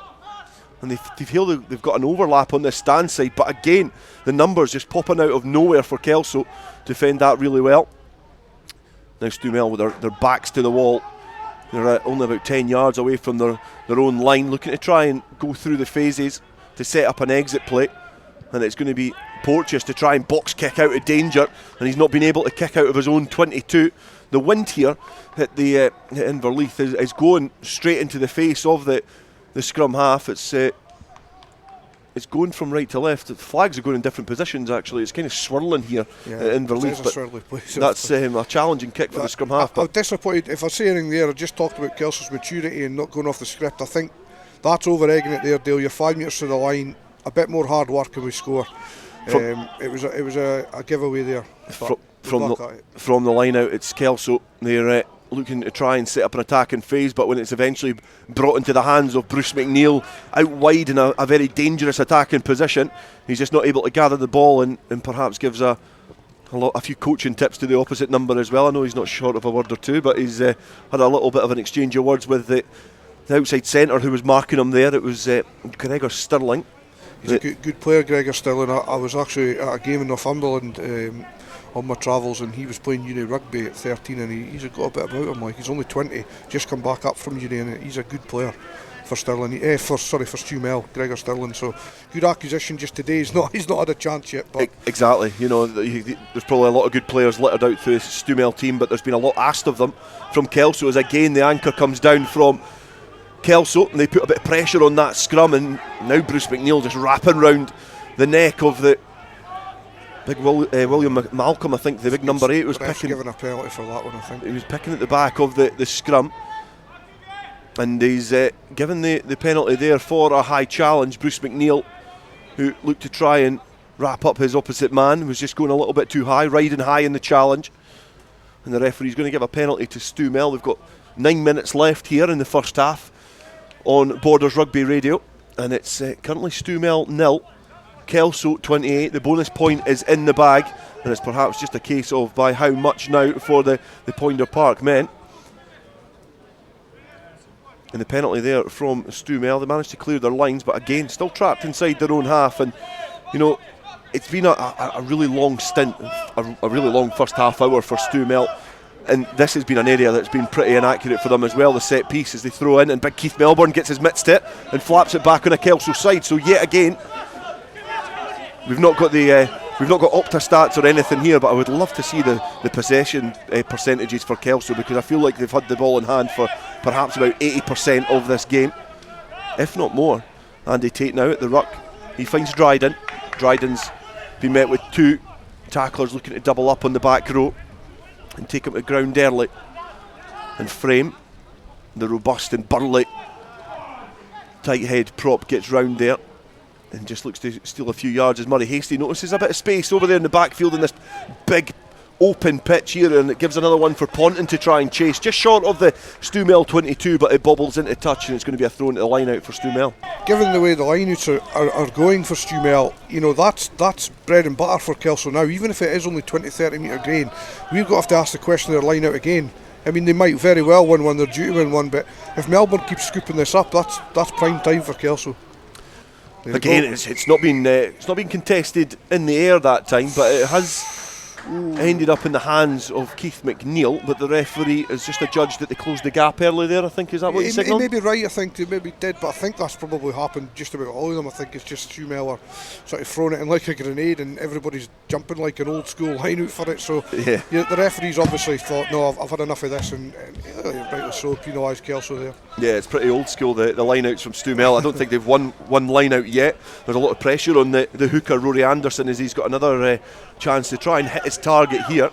But when you've got big jumpers in there, likes of Keith Melbourne, you know, it's difficult to try and get past him, but he has managed to find his target on this occasion. But the pressure is getting to the young hooker Rory Anderson, because he's just thrown it in a little bit too squint there.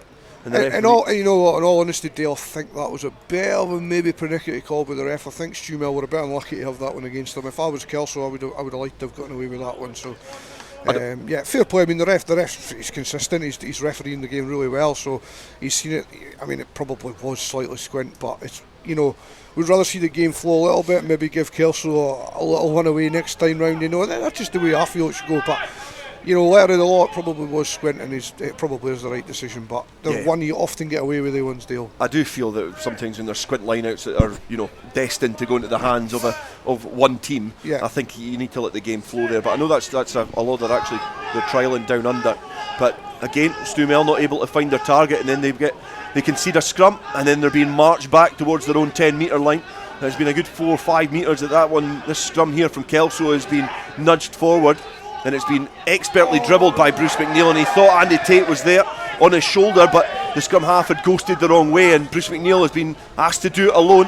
He's gathered up his own pass and managed to charge himself over the 10-metre line, and the protection for Andy Tate is few and far between at that breakdown as Melbourne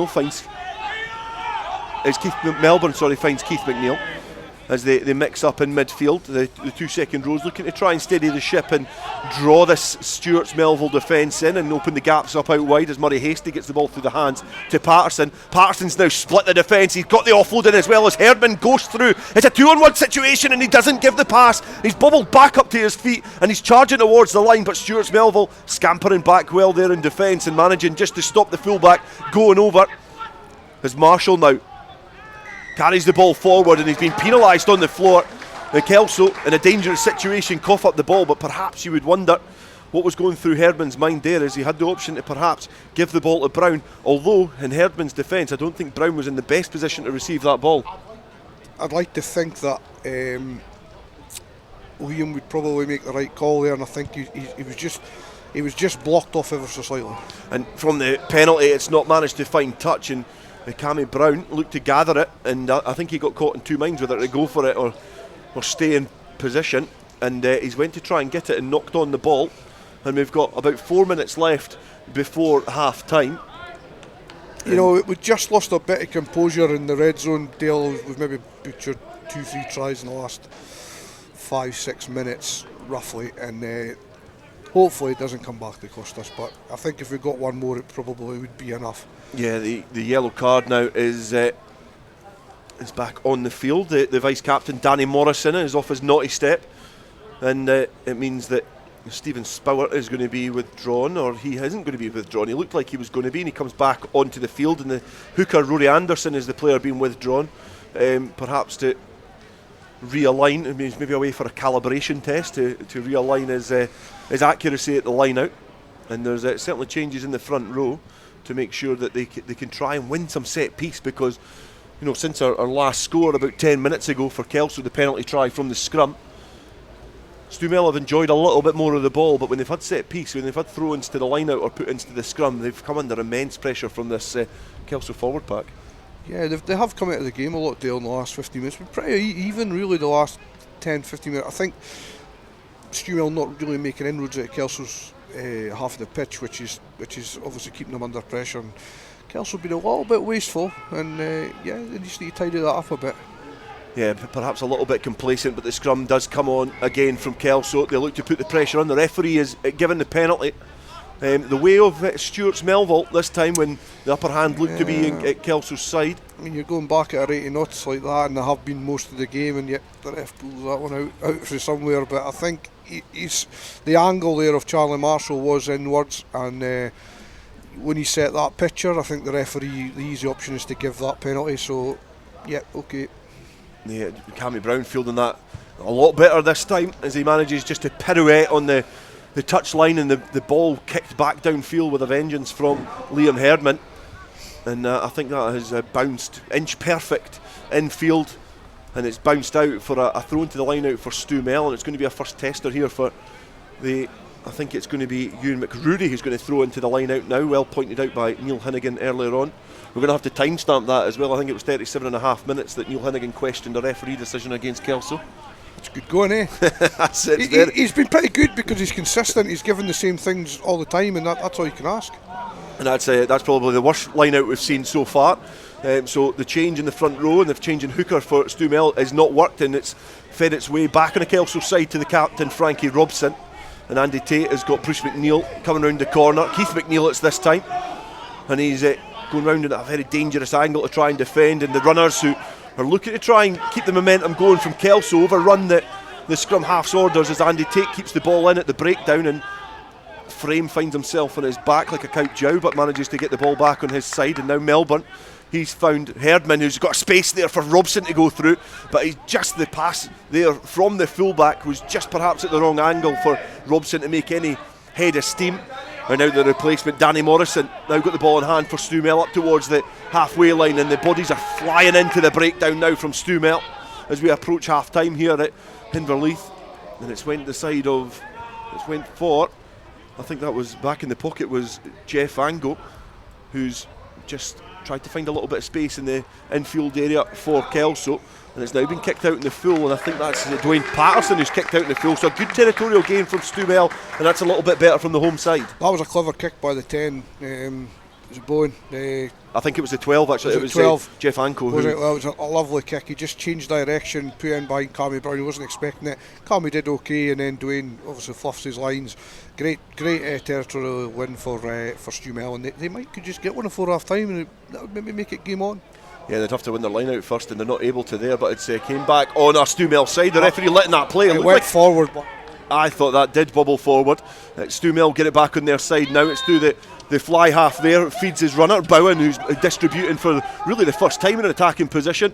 And the man who got them in this position, Anko, manages to get the ball through the hands, but it's been bobbled. And now Greg Ponton, the 33-year-old electrician, puts boot to ball. It's a left-footed kick, and it's going to be a foot race here, but Patterson has just been evaded by the bouncing ball in the blink of an eye when we're up in the Kelso 22. Now all of a sudden Stu Mel are having to scamper back to their own 22, and now STEWART'S-MELVILLE, again through the hands of the vice-captain Danny Morrison, looks to try and get ahead of steam and break free from their own half as we approach half-time here. And Stu Mel, who's got a runner there, but that's going into absolute no man's land there from the pass from the base, and it's the full-back George Lee coming off his position, looking to try and go in between the two runners, and now the scrum half travelling with the ball, Porteous. He's found his fly half there, Bowen, who bounces off his feet, good run, good offload, and he finds his scrum half, who's got some attention there from Frankie Robson, who just absolute malkies the scrum half in contact, and it's going to be a penalty here to Stu Mel, and they're going to end the half in a flurry. But you wonder what they're going to do here, Neil, because they've got the penalty. They're going to probably look to kick downfield, but it's no foregone conclusion that they're going to get the ball back from a line out. That's a problem when your line out's not functioning. You know it's great grounded, and that's what you want to do. But the only option they have got from that area is to do that, in the hope that they do win the line out. Frankie Robson, that was definitely a penalty there. That he went for the ball in the tackle and didn't release. I think it was a penalty. And it's given Stu Mel a bit of parity here, and yeah, that's an okay kick. So they're up to the 22 metre line, and it's now or never in this half for them. If they can get something here, it gives them a bit of belief second half. 25 minutes was the last score in this game, so about 15 minutes ago, as we approach half time here at Inverleith, and it's been a 15-minute period where Stu Mel have certainly got their tails up and made more of a game of it. But it's went forward there from Kelso by the looks of things from the line out. It's going to be a scrum down, and you wonder if the referee is going to signal for half time. He has a little glance at his watch, he blasts the whistle for half time, and it's certainly been a very fruitful first 40 minutes for Kelso. They got the opening score on 10 minutes. It was Frankie Robson from close range, and they've added further tries through Dwayne Patterson getting a score. Sorry, they've not added from Dwayne Patterson. They did get a score from Frankie Robson, and then 2 tries from Cameron Brown, and then they got the penalty try at the end. So 3 conversions from Dwayne Patterson, 6 points from the boot of the outside centre means at half time it is STEWART'S-MELVILLE 0, Kelso 28. Okay, welcome back to the back of the stand here in Inverleith, where the sun is out at the moment, but I understand it's heading, the bad weather, to the borders at the moment. It's reached last wade. Let's have a look at some of the latest scores that we have for you. Full-time result in the Super 6 1 o'clock early kick-off. Heriot 7, Ayrshire Bulls 33, so no real surprises on that one. Into the Premiership we go, and this isn't a half-time score yet. Edinburgh Accies 7, Jed Forest 14. A couple of tries from them, Paulo Ferreira and Mason Cullen. Will be crossing over hopefully very shortly to our reporter Sam Matthews down at Rayburn Place, which is just across the road, in fact, beyond Inverleith Pond. GHA have taken the lead against Hawick. It's 14-5. A couple of tries from Caxaw now edge them in front. Of course, the Bill McLaren Shield at stake in that one, as well as some valuable points. GHA in 7th, Hawick in 4th. Heriots Blues 3, Selkirk 7. A Callum Smythe try. Callum, of course, the youngster who's come up from Northampton, played, I think, or has been in the squad of Scotland under 18.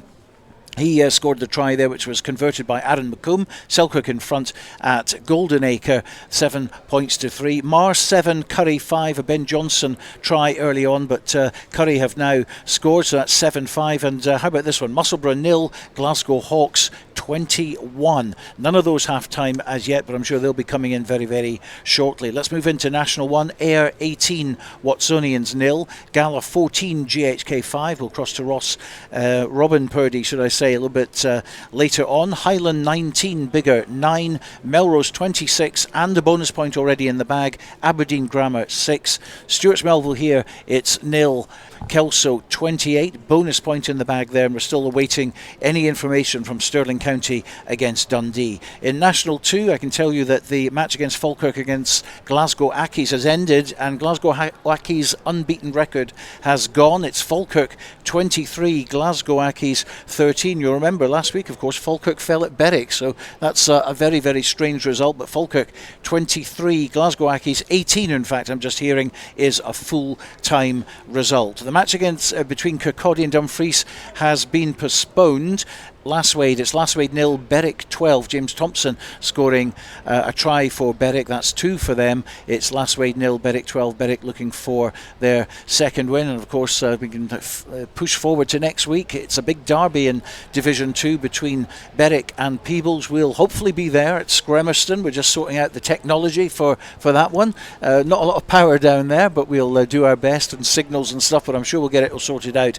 The big Berwick against Peebles derby in Division 2, and it's a long time since those two have played. Berwick, of course, coming up from Division 3. And talking of Peebles, they're 14-0 to the good. A couple of Andy Muir tries have put them in front, and Langham are in front against Pennycook in East League 2 by 14 points to 3. Based in Galashiels but covering the whole region and beyond, Borders Mortgage Hub is your one-stop shop for all things mortgage related in the Borders. Visit us at bordersmortgagehub.com or call us on 01896 807 008. That's 01896 807 008. Borders Mortgage Hub. Mortgages for the Borders in the Borders. Hello, this is George Ingles here, and I'm thrilled that my songs are now available on 2 albums, Anthology and Lockdown Blues. Late in the evening, she's wondering what clothes to wear. Both available on iTunes to download and stream. I am the train, been gone since 69. George Ingles Anthology and Lockdown Blues. Check them out now on iTunes and other digital sites. Hi, Nicky Walker here, Curriculum Learning Manager for Sports and Outdoor Activities at Borders College. Have you ever considered turning your passion for sport into a rewarding career? If so, then why not get in touch at borderscollege.ac.uk/sport. Borders College, regionally focused, globally engaged.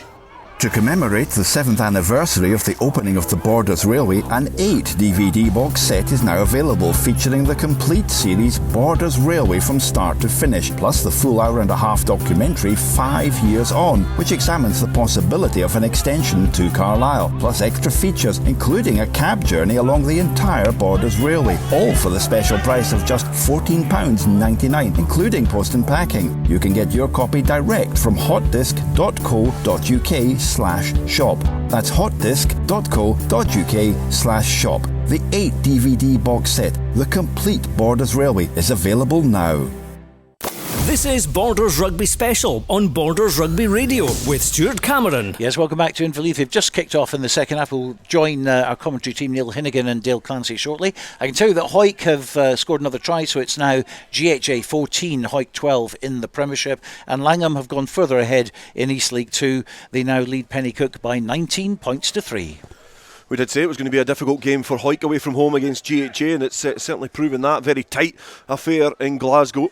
But here it's probably anything but. It's Stewart's-Melville 0, Kelso 28 at half time.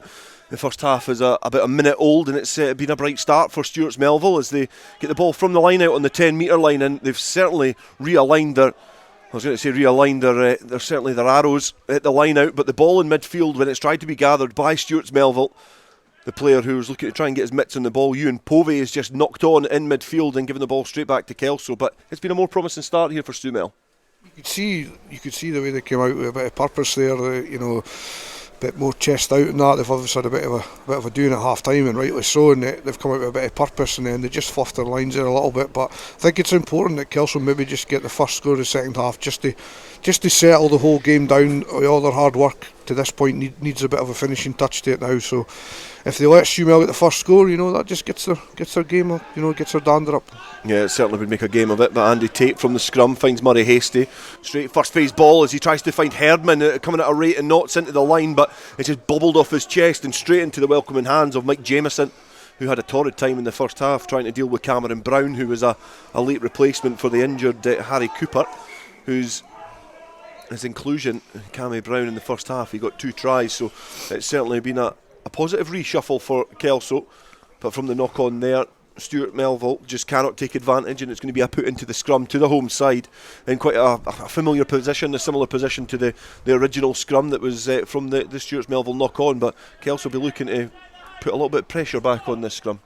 Yeah, they really, as I say, Stuart-Melville, they're a proud club. This is one they probably didn't expect to be 28-0 down. Obviously they didn't, and they're going to come out with a bit of fight, and it's whether Kelso can just settle themselves down and try and get back into what they were doing in the first 20, because to be fair, the last 10 minutes of the first half, Stuart-Melville were starting to get the upper hand, and they've started probably slightly brighter in the second half. Stuart-Melville have scored points, but they've yet to score 28 points in the league campaign. They scored 27 in their opening day victory against GHK. As from the scrum, they look to try and create something off first phase, but not able to. But they've made a couple of yards over halfway as the inside centre there, Jeff Anko, straightens up and looks to try and target a gap in midfield. And now Stuart-Melville look to recycle the ball there, and it's Ali Scott, the second row, who's been tasked with trying to breach and take the game to Kelso and breach this very stubborn Kelso defence. And now the ball coming to one of the half-time replacements there, Mikey Miller. He's got his first taste with ball in hand. And now the prop there, the vice-captain for Stuart-Melville, Danny Morrison, taking play up towards the 10-metre line. And it's been a penalty awarded for Kelso after some good work on the floor. They look to try and take it quickly, but defensively, Kelso look pretty strong. They really cover the field quite well, because Stuart-Melville are looking to shift the point of contact, but Kelso look like they've always got bodies there. Yeah, Stuart-Melville brought on, I think it's Michael Miller at 10. Is that right? Number 20? Yeah, Mikey Miller's came on, Yeah, he's looking to move the ball a lot faster, and Stuart-Melville have started to get phases put together, and they do look a bit more dangerous. However, I would agree that Kelso's defence so far has stood up pretty strongly, and that was just a result of good defence. Turnover, now Stuart-Melville are back in their own 22, and a chance for Kelso to maybe try and get the game put to bed. Kelso from a position of defending on their own 10-metre line are now attacking on the Stuart-Melville 22. They throw to the tail and hoist Kevin Dryden up high, and it's now McNeil. McNeil finds the double try scorer Cam Brown coming off his wing. He takes play over the 22-metre line, and the ball's bubbled about there and been knocked on, and play's getting a little bit scrappy out there. And a little shake of the head beside me from Neil Hinnigan, obviously not happy with what you see there. Well, it's just, I would agree with you, it's very difficult in a game like this where you're red hot for so long, and then the play starts to get a little bit bitsy and different and difficult, and Stuart-Melville are trying to get into the game more, and it's scrappy, and we're just getting dragged into it a fair bit now, and we're starting to only put 1-2 phases together and so on. We could really do with a positive lift from somewhere just to get going again, but that's credit to Stuart-Melville. They're coming back at the game, and we're just at the moment it's tight at the moment, but obviously we've gotten the 4 tries to get us well in front. A couple of players being withdrawn there. Ewan Povey is one of them. Also the captain, Aaron Porteous, he's been replaced by very experienced scrum half Fraser Strachan, ex-teammate of mine down at the Gates, and he spent a bit of time at Poynter Park as well, so a very well-known face in the commentary box here. And it's a great clearance kick downfield from that scrum. From the replacement fly half, Mikey Miller makes some very good ground and kicks it from his own 22 all the way down into the Kelso half, in between the 10-metre line and the 22 on the roadside, as Stuart-Melville attack from right to left as Kelso bring Jamie Gordon onto the field. Yeah, I see that Michael Miller, he's brought a little bit to this game, and that was a beautiful kick by him, and it's pinned Kelso back at their own half, and that's the kind of things Stuart-Melville need to build out of the game, is get actual territory and then build for there, rather than trying to force everything from their own half. They're just getting better as the game goes on, Stuart-Melville, at the moment. Yeah, they were a bit frantic at stages in the first half, but I think a lot of that was down to the fact that Kelso really made them suffer. And it's an inaccurate line out there, and it's Stewart's-Melville who managed to get the ball, but Kevin Dryden doing what all good back rows do, and doing the dogged work and getting in the dangerous positions, and he intercepts the ball just shy of his own 22. And it's now going to be a Kelso ball, and Andy Tate has got Murray Hasty, who's got Patterson out the back, and he's going to put his right foot to that ball and try and kick it downfield. But there's a waiting player there in the form of George Lee, the fullback, with the head guard on, takes play straight into the shoulder of Frankie Robson, and the referee has brought play back there. And I think it's going to be a penalty to Stu-Mel, and Fraser Strachan's looking to go quickly. He's loitering round about the referee. A great character, Fraser Strachan, and a very experienced scrum half. Fraser's a cracking player. He's a kind of... He's taking the tap quickly, but the referee is going to bring that back. But yeah, Fraser Strachan is a good player to bring on. He's the kind of guy for these occasions, if you need a bit of grit, a bit of determination, I never say die attitude. Fraser's all of that, and he is a character. He's a good laugh, but he's also got a good serious nature on the rugby pitch, and he's the kind of guy they need now. He's definitely the guy to come on for them. He's taking the quick tap there, and it looks to feed his vice-captain Danny Morrison, who's probably going to take over captain duties here, and Stewart's-Melville looking to try and knock at the door and break it down, but it's came back on a Kelso side, and it's been, I think, a pitching wedge straight out of the 5 metre line from Andy Tate from the back of that ruck, clears their lines, but only up to the 22, and that comes from Fraser Strachan there, taking the quick tap, feeding the right player with that, a good positive pass to run onto, and then looking to get the tempo up. I thought Porteous had a good game, but Strachan's a different type of 9. Yeah, he's the kind of, he was almost similar to like Bruce Colvin. He's got skill level, but he's also got a mindset that he's going to be first to everything, and he G's everybody up, and yeah, he's a good player, and he was good at Kelso for a season. We used to call him the Strack attack when things were going well. Yeah. Yes. He loves that one. He plays off that one. But I think he's trademarked that. I think he must take it to every club he goes to. Yeah. Obviously spent a bit of time at Curry. He was brought down by Bruce McNaughton. That's the link that brought him to the Guides, and I think that's the link that's perhaps brought him back to Stu-Mel as well. So he takes it to every nightclub as well, Dale. Does he? Yeah. I quite believe that. Fraser Strachan is... He's certainly getting good publicity in the last 5 minutes. Yeah, anyway. He is, yeah. I told him I would. I promised him, I wouldn't sledge. I would praise him. But yeah, he's a good player. But I think there's several good players in the Stu-Mel team. Before I came here today, I know of some of them, and they just didn't have a great first half. But they are just starting to par now, and Kelso really need to tidy up some of their play. That's the first time the Kelso line has malfunctioned all day. Yeah. So things are starting to swing the other way. It's a put into the scrum for Stu-Mel on the 15 metre line, Blob on the 22 as well in the Kelso half, just creeping out of the shadows from the stand side as the sun starts to split the sky in Edinburgh, and it's Strachan who looks to find the 12, and he's got the inside centre on a big burly run. Anko is the player there in the 12 jersey for Stu-Mel, and Strachan does do well to find his big number 8, William Malcolm.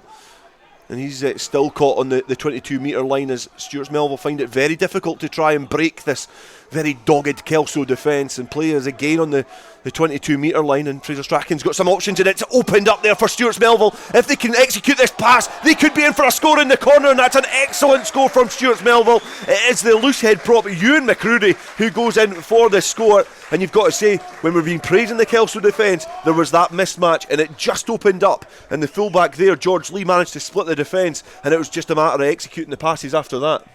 Yeah, to be fair, the try's been coming. I mean, Kelso, as I say, they're malfunctioning at the line out for the first time.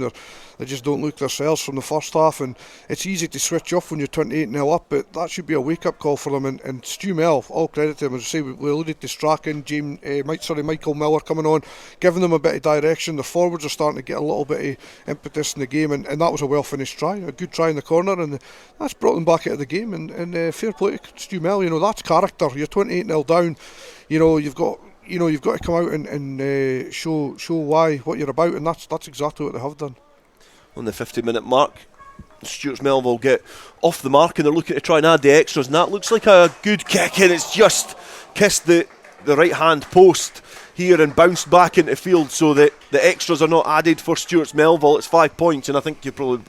Maybe the comeback might not be on, but that makes it that much more difficult because they've not managed to get the extras, because the boot of Dwayne Patterson has been excellent from exactly the same position on 3 occasions. Dwayne Patterson's got 3 from 3, and that's a good score there from Well, he didn't get the penalty try kick, did he? Does he get the 2 points there, Neil? I think it's been a very good display from the boot from the youngster. But Stewart's-Melville, as you say, are certainly come back in it. They get the penalty from the kick-off there. Fraser Strachan goes quickly, puts boot to the ball, tries to take play straight upfield, and I think that's the experience coming from the scrum half. Puts knees to the ground, and he's called the ruck there for the referee. And the try scorer there, Ewan McCrory, he's shown a little bit more of a physical presence now in this game. And Fraser Strachan having a conversation with the referee, trying to dictate play as he travels with the ball and looks to try and feed his fullback there, George Lee, who's coming up into the first receiver position. He's knocked on, and it's going to be a put into the scrum. But Stewart's-Melville, as you said, they're growing back into this game. Yeah, and again, it's just 9 and 10 combinations, speeding things up. The forwards are obviously getting them the ball, and they're starting to move a little bit. They have midfield, I think. Kelso, yes, defensively are in their face, and got to give Kelso credit there. There's just too many errors in the middle of the park for Stu-Mel that's causing them, now that they're getting the ball, they're just still forcing things a little bit. But yeah, good play for Stu-Mel, and they're starting to show what they are all about, because they were uncharacteristic in the first half. Kelso, yes, were red hot, but there's a bit more about this side is what that was showing, and now they're just starting to show a bit of that. And Kelso really need to get the next score, even if it's a penalty, just to get the scoreboard ticking again. As usual, I think it was 25 minutes since Kelso scored a point. So yeah, I think that's it's probably fairly accurate. You would imagine that the complacency started to creep into Kelso, and maybe found it a little bit too easy after 25 minutes as Bruce McNeil breaks off the back of that scrum. Andy Tate, the scrum half, the ever-present scrum half, who's spent many a season at Poynter Park, he feeds the ball to big Keith Melbourne. The runner's coming round the corner. Now it's Knox who's put his hand in the air looking for work off of an open play, and Andy Tate again is just slowing pace down slightly and perhaps looking to try and lure the Stewart's-Melville defence into a false sense of security as Bruce McNeil carries, and now it's up to the backs. It's found Patterson, who's got Herdman. He's got Melbourne on his shoulder for some support, but he's been dragged back towards the 22, but gets the ball back on the Kelso side, and now it's for Frame to carry. He's gone in very high there. The Stewart's-Melville players look to try and swarm him, but it's again came back on a Kelso side as they're doing well to retain the ball as Bruce McNeil twists and weaves out of trouble. And now Hasty, he's passed a challenging ball to Herdman, who does well to gather that. He's been met with again a couple of Stewart's-Melville shirts as plays up towards the Stewart's-Melville 22. And now another carry for the forwards that they get there to try and offer their support. Bruce McNeil clearing out with Keith there as well. And Andy Tate is looking at his options. He's got Kevin Dryden on a flat pass, who's got Cam Brown in support, who's been met with the outside centre Jeff Anco, who's managed to defend the right winger pretty well there. But Kelso are making some good yards here, getting slowly closer towards that try line as the referee has noticed an infringement at the breakdown. It's going to be a penalty to Kelso for not rolling away at the breakdown as the inside centre is looking to have a conversation with the referee to get a bit of clarity on the decision. But I would imagine that Kelso are going to kick to the corner as we see Morgan Thompson coming onto the field for Kelso. Yeah, I think Alan Frame's got a knock of something.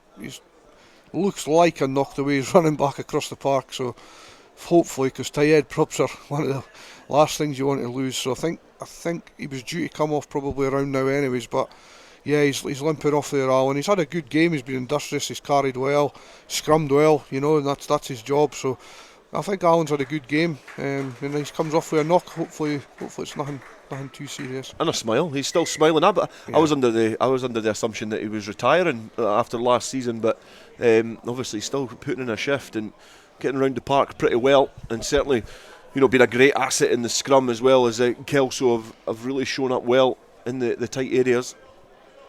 Yeah, he's had a good game. He's had a good start to the season, Alan. A throw into the line out now. It's Ewan Knox to throw into this line out on the 5 metre line, and he finds Melbourne. He's been brought down, and the maul moves the target, and it tries to catch Stewart's-Melville unawares, but not able to get close enough to that line as Bruce McNeil twists out of danger and gets closer and closer to that line. But Kelso, the first priority there is to secure the ball as Andy Tate keeps a keen eye over proceedings in those tight areas as Kelso get closer and closer as they try and pick and go and get the next score in this game. And it's a score that my colleague Neil Hinnigan is certainly craving from his team, and get that 5 points and just put a little bit of daylight and a little bit of wind out of the sails, and it's exactly what Kelso get. They get over the line there, and it looks like it's going to be a score for Bruce McNeil. He does get on the score sheet eventually. He's been trying with great endeavour, but that's Bruce McNeil's distance, about half a yard out from the line, and he gets a good score. He got one from about 2 inches last week, and that's another one. He scored from about 4 inches altogether in the last two weeks, but they all count, and that's Bruce, as you say. We're joking about that, is he's, where he's about now in the tight areas, and I just think we needed that just to settle us down. We've been a little bit frantic since half time, maybe a mixture of maybe getting things a little bit our own way too easily, and then now we've had to come in and show a little bit of character after Stumel's try. And the game's been probably a little better game the last 5-10 minutes since Stumel's come into it, and good try by Kelso, textbook stuff. So hopefully we can kick on a bit further as well now, but we'll see. A little bit more accurate in the dangerous areas there from Kelso as Dwayne Patterson now. He's got his 4th kick of the afternoon, likes to try and keep his 100% record. Obviously 5 tries here, one of the penalty tries, and it's another accurate kick from the outside centre. He splits the Kinlan and makes it 35 points to 5 on the 56-minute mark here, and it's been a little bit of a better last 5 minutes for Kelso because they've enjoyed a little bit more possession in dangerous areas, and they've certainly dampened the fire that was burning underneath Stewart's-Melville. And from the restart, it doesn't go 10 metres and it does bounce out. The referee's going to give the option, and Kelso are going to go for the scrum on the halfway line. Yeah, just they done the same in the first half after. It's a coach killer as well. I know Alex Haggart coached really well, worked with him at Heriots a bit, and obviously John Hardy's there as well. They'll be pulling their hair out of that stuff. Like that's not helping the cause for Stu Mel, and I'd be very frustrated. I mean, it's great from a Kelso point of view, but you're frustrated with that stuff. That's just, it kills you.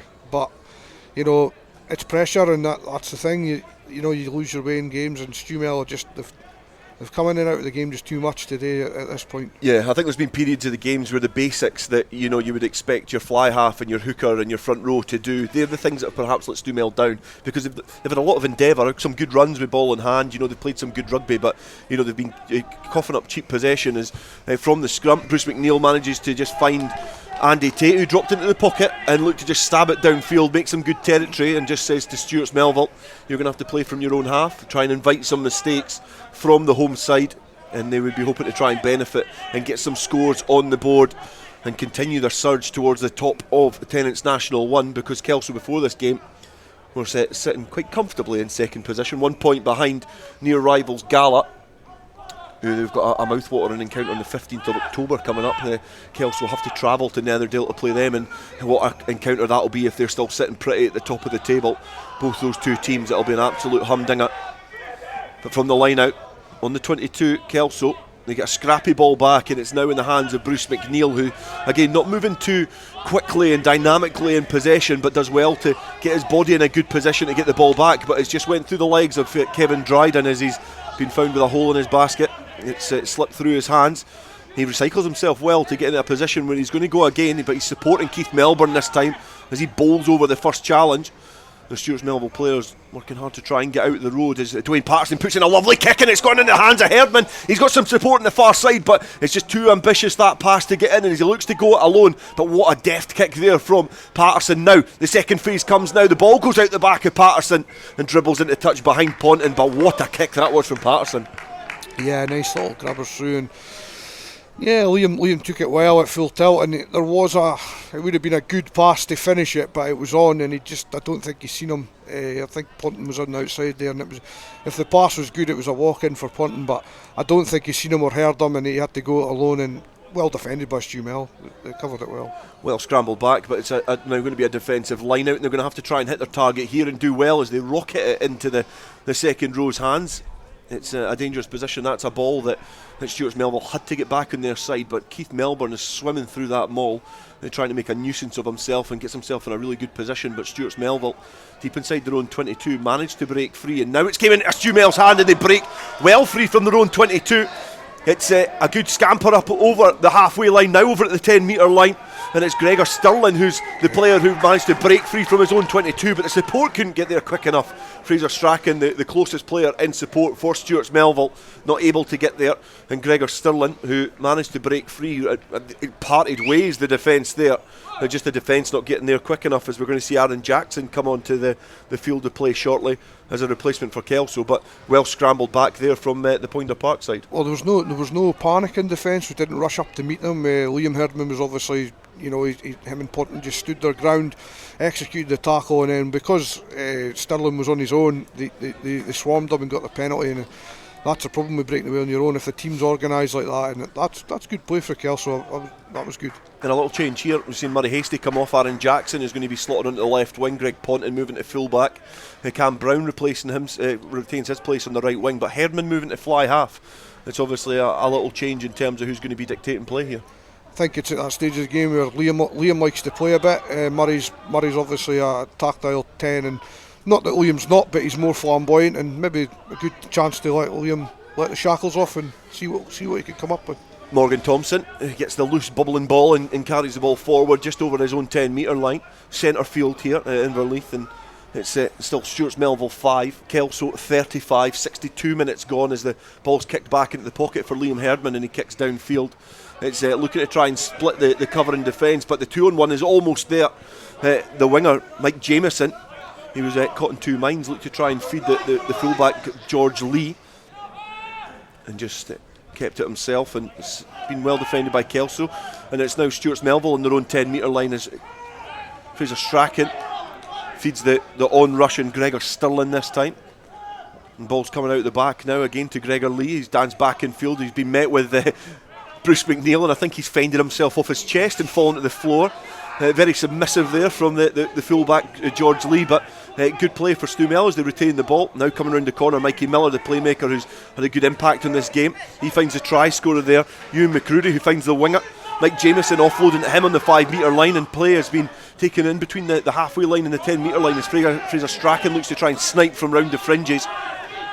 He manages to steal a couple of yards and get closer towards that halfway line as his back row, Owen Brown, does exactly the same. Just a little bit more physical from the back row player. Now the vice captain there, Danny Morrison, looking to try and keep it tight. It's 10 metres made there from Stuart's-Melville in tight quarters, but it's came back on a Kelso side. Now Melbourne feeds the ball through his hands to Robson. The turnover here, it's been kicked forward from Frankie Robson, but it's been bounced into the hands of Jeff Anco. The Stuart's-Melville inside centre was in the right place at the right time. It was on his own 10 metre line. It's came back into the hands of Stuart's-Melville as they look to now spread the ball and try and exploit these gaps further wide.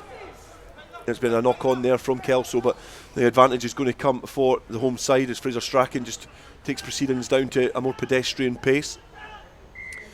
And he's looking to try and get the penalty there. He's got the penalty, he's taking it quickly and looks to just run straight into the heart of Keith Melbourne.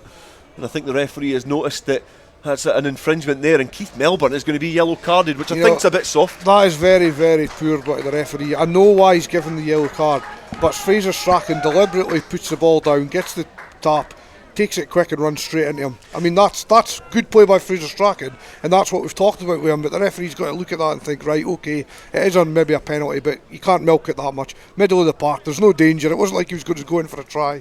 For me, that's just a bit harsh, but fair enough. I think I would tend to agree with you there, Neil. I think that was a very soft yellow card. I don't think discipline has been a bad issue for Kelso this afternoon. I think they've been very disciplined throughout the 65 minutes that we've had so far. As Danny Morrison's going to be withdrawn, the vice-captain, Rue Mitchell, wearing number 22, is going to come on. He's certainly a big lump of a laddie at the back of that line-out. He's going to be a difficult player to try and bring down if he gets the ball in hand. But it came back on a Kelso side from that line-out, and it's been just thrown about very loosely from the home side. It's been in the hands of Cam Brown, and as he's tackled, he's knocked on. It's going to be a put into the scrum, and this is perhaps when we're going to see the replacement Rue Mitchell come to fruition, because he's certainly not a playmaker. He's there to be physical in terms of the front row and shore up the front row. Yeah, Rue Mitchell's a good player, experienced player. I don't know if he's been playing much lately, but he's a kind of guy you want in your squad, and Stu-Mel obviously called upon him to get back out of the mix here, and yeah, he'll bring a lot of experience and, as you say, power in the front row. And yeah, he's not a playmaker, no, but he is a good player. And Kelso just a bit ragged and lost their way a little bit, silly yellow card, and yeah, just need to tidy things up a little bit. It'll be interesting to see if that yellow card is going to make much of an impact in the scrum here. And the replacements as well, as Fraser Strachan feeds the ball in. STEWART'S-MELVILLE get a little bit of a nudge on, and now it's going forward. It's been controlled at the back there from William Malcolm, and he tries to break free, and it almost looked like STEWART'S-MELVILLE were in, but it's going to be a penalty. Yeah, it was blocking, but sometimes you get away with them, you know. I've seen them, the ref maybe just miss it or whatever, but he picked up on it, and it definitely was. But yes, Kelso again, you know, it was a dominant scrum there for Stu. I know we're a man down, there's personnel change in the front row, but it just goes to show, you know, you think you maybe got a lot of depth, but you know, STEWART'S-MELVILLE definitely had the upper hand there, and unlucky not to score, because if they didn't score from it, they might have scored again, you know, after that. So sloppy from the penalties, They don't find touch. It's been well fielded by Jameson, who finds Lee, the full-back, and now it's in the hands of Mikey Miller, who's had a good impression on this second half as he came on as a half-time replacement, and STEWART'S-MELVILLE doing well to make some good yards there. And now the big number 8, William Malcolm, in close quarters, about 5 metres away from the breakdown, looks to try and steal some yardage there, and the second row's linking up well there, Ali Scott and Courtney West. And now it's been spilled out wide.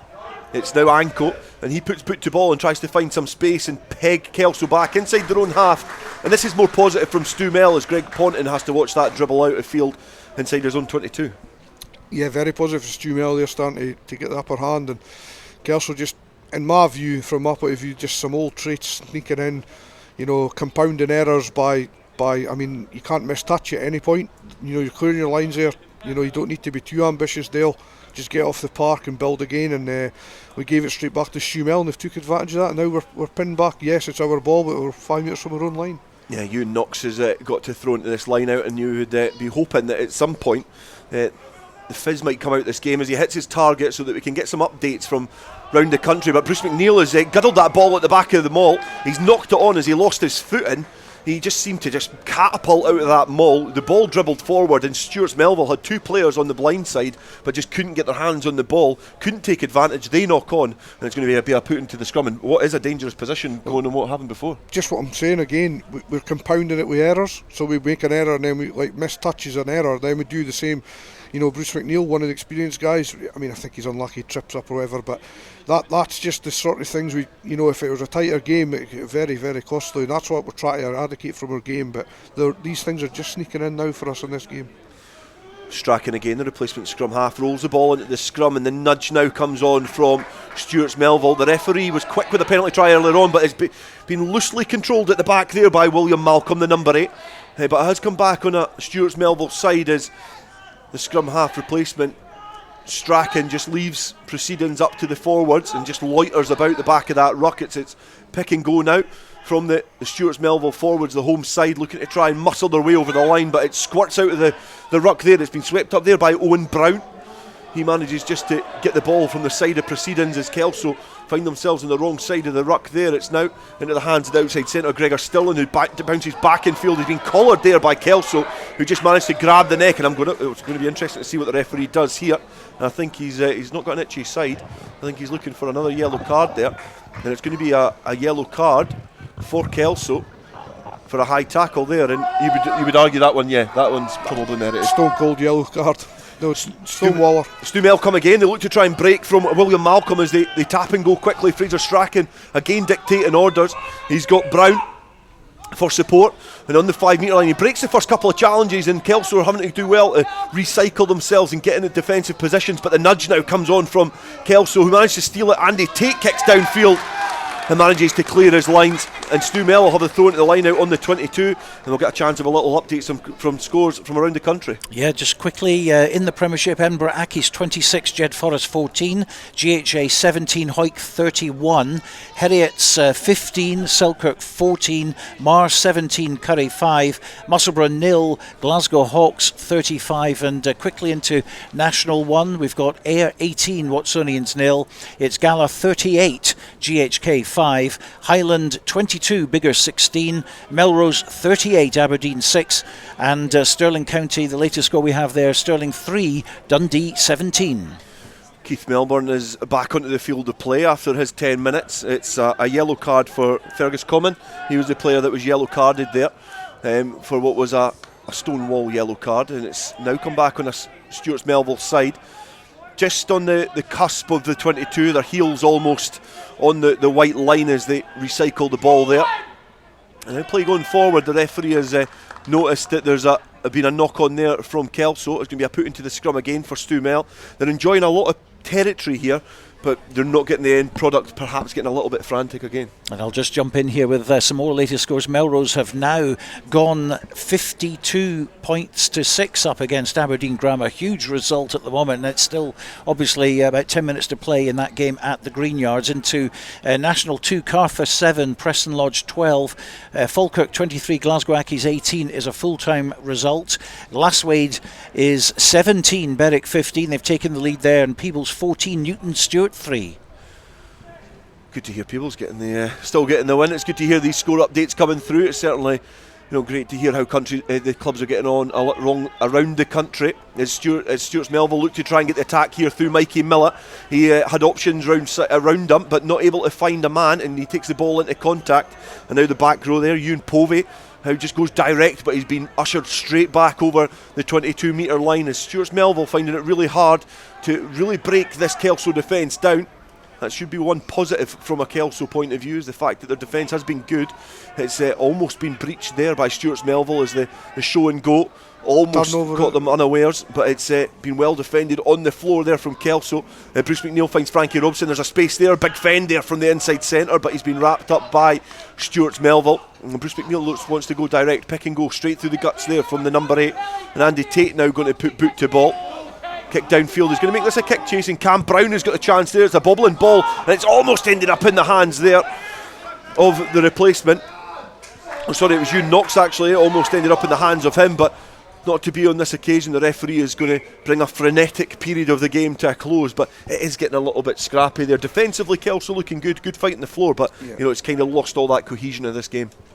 Yeah, it was very, very good defence for Kelso, I must admit. And, it'd be easy just to let them in when you're as far in front, but you need to show that resilience. We're down to 14 men, we're at 13 for a couple of minutes as well, and we've kept them out. So that's a big positive for us coming through here. And yeah, they've got one score, but our defence has been pretty strong, Dale, I must admit. And I'd like to see us turn it into attack now, like really manipulate the ball again and get one a sparkler to finish. We would see off our day, but STEWART'S-MELVILLE not going to give us that one easy either. And obviously there's going to be a put into the scrum just on the halfway line for STEWART'S-MELVILLE, but you must be having a casting eye over towards next week against Highland. Obviously they're going to have to come down to Poynter Park, but that's a different fixture.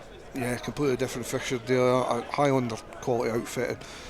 Yeah, the travel sometimes can affect them, and last year we beat them 43-3 at home, and I remember the reaction of their players was something they weren't used to, and they took it really badly. So I'm expecting them to come down with a fair bit of purpose next week and try and right that wrong. So we'll have to be very up for that. A totally different game, I totally agree, and it'll be a tough game. But yeah, at home you maybe got to fancy us at Poynter to get the job done. Aye, definitely. I would say I remember the Kelso Melrose game in the Border League National League doubleheader. It was probably one of my favourite games last season. The atmosphere was great as Stuart's-Melville kick downfield. It's a foot race here as Cam Brown and Greg Ponton have to get across quickly. He's been travelled over the line, and Jameson just diving on the player.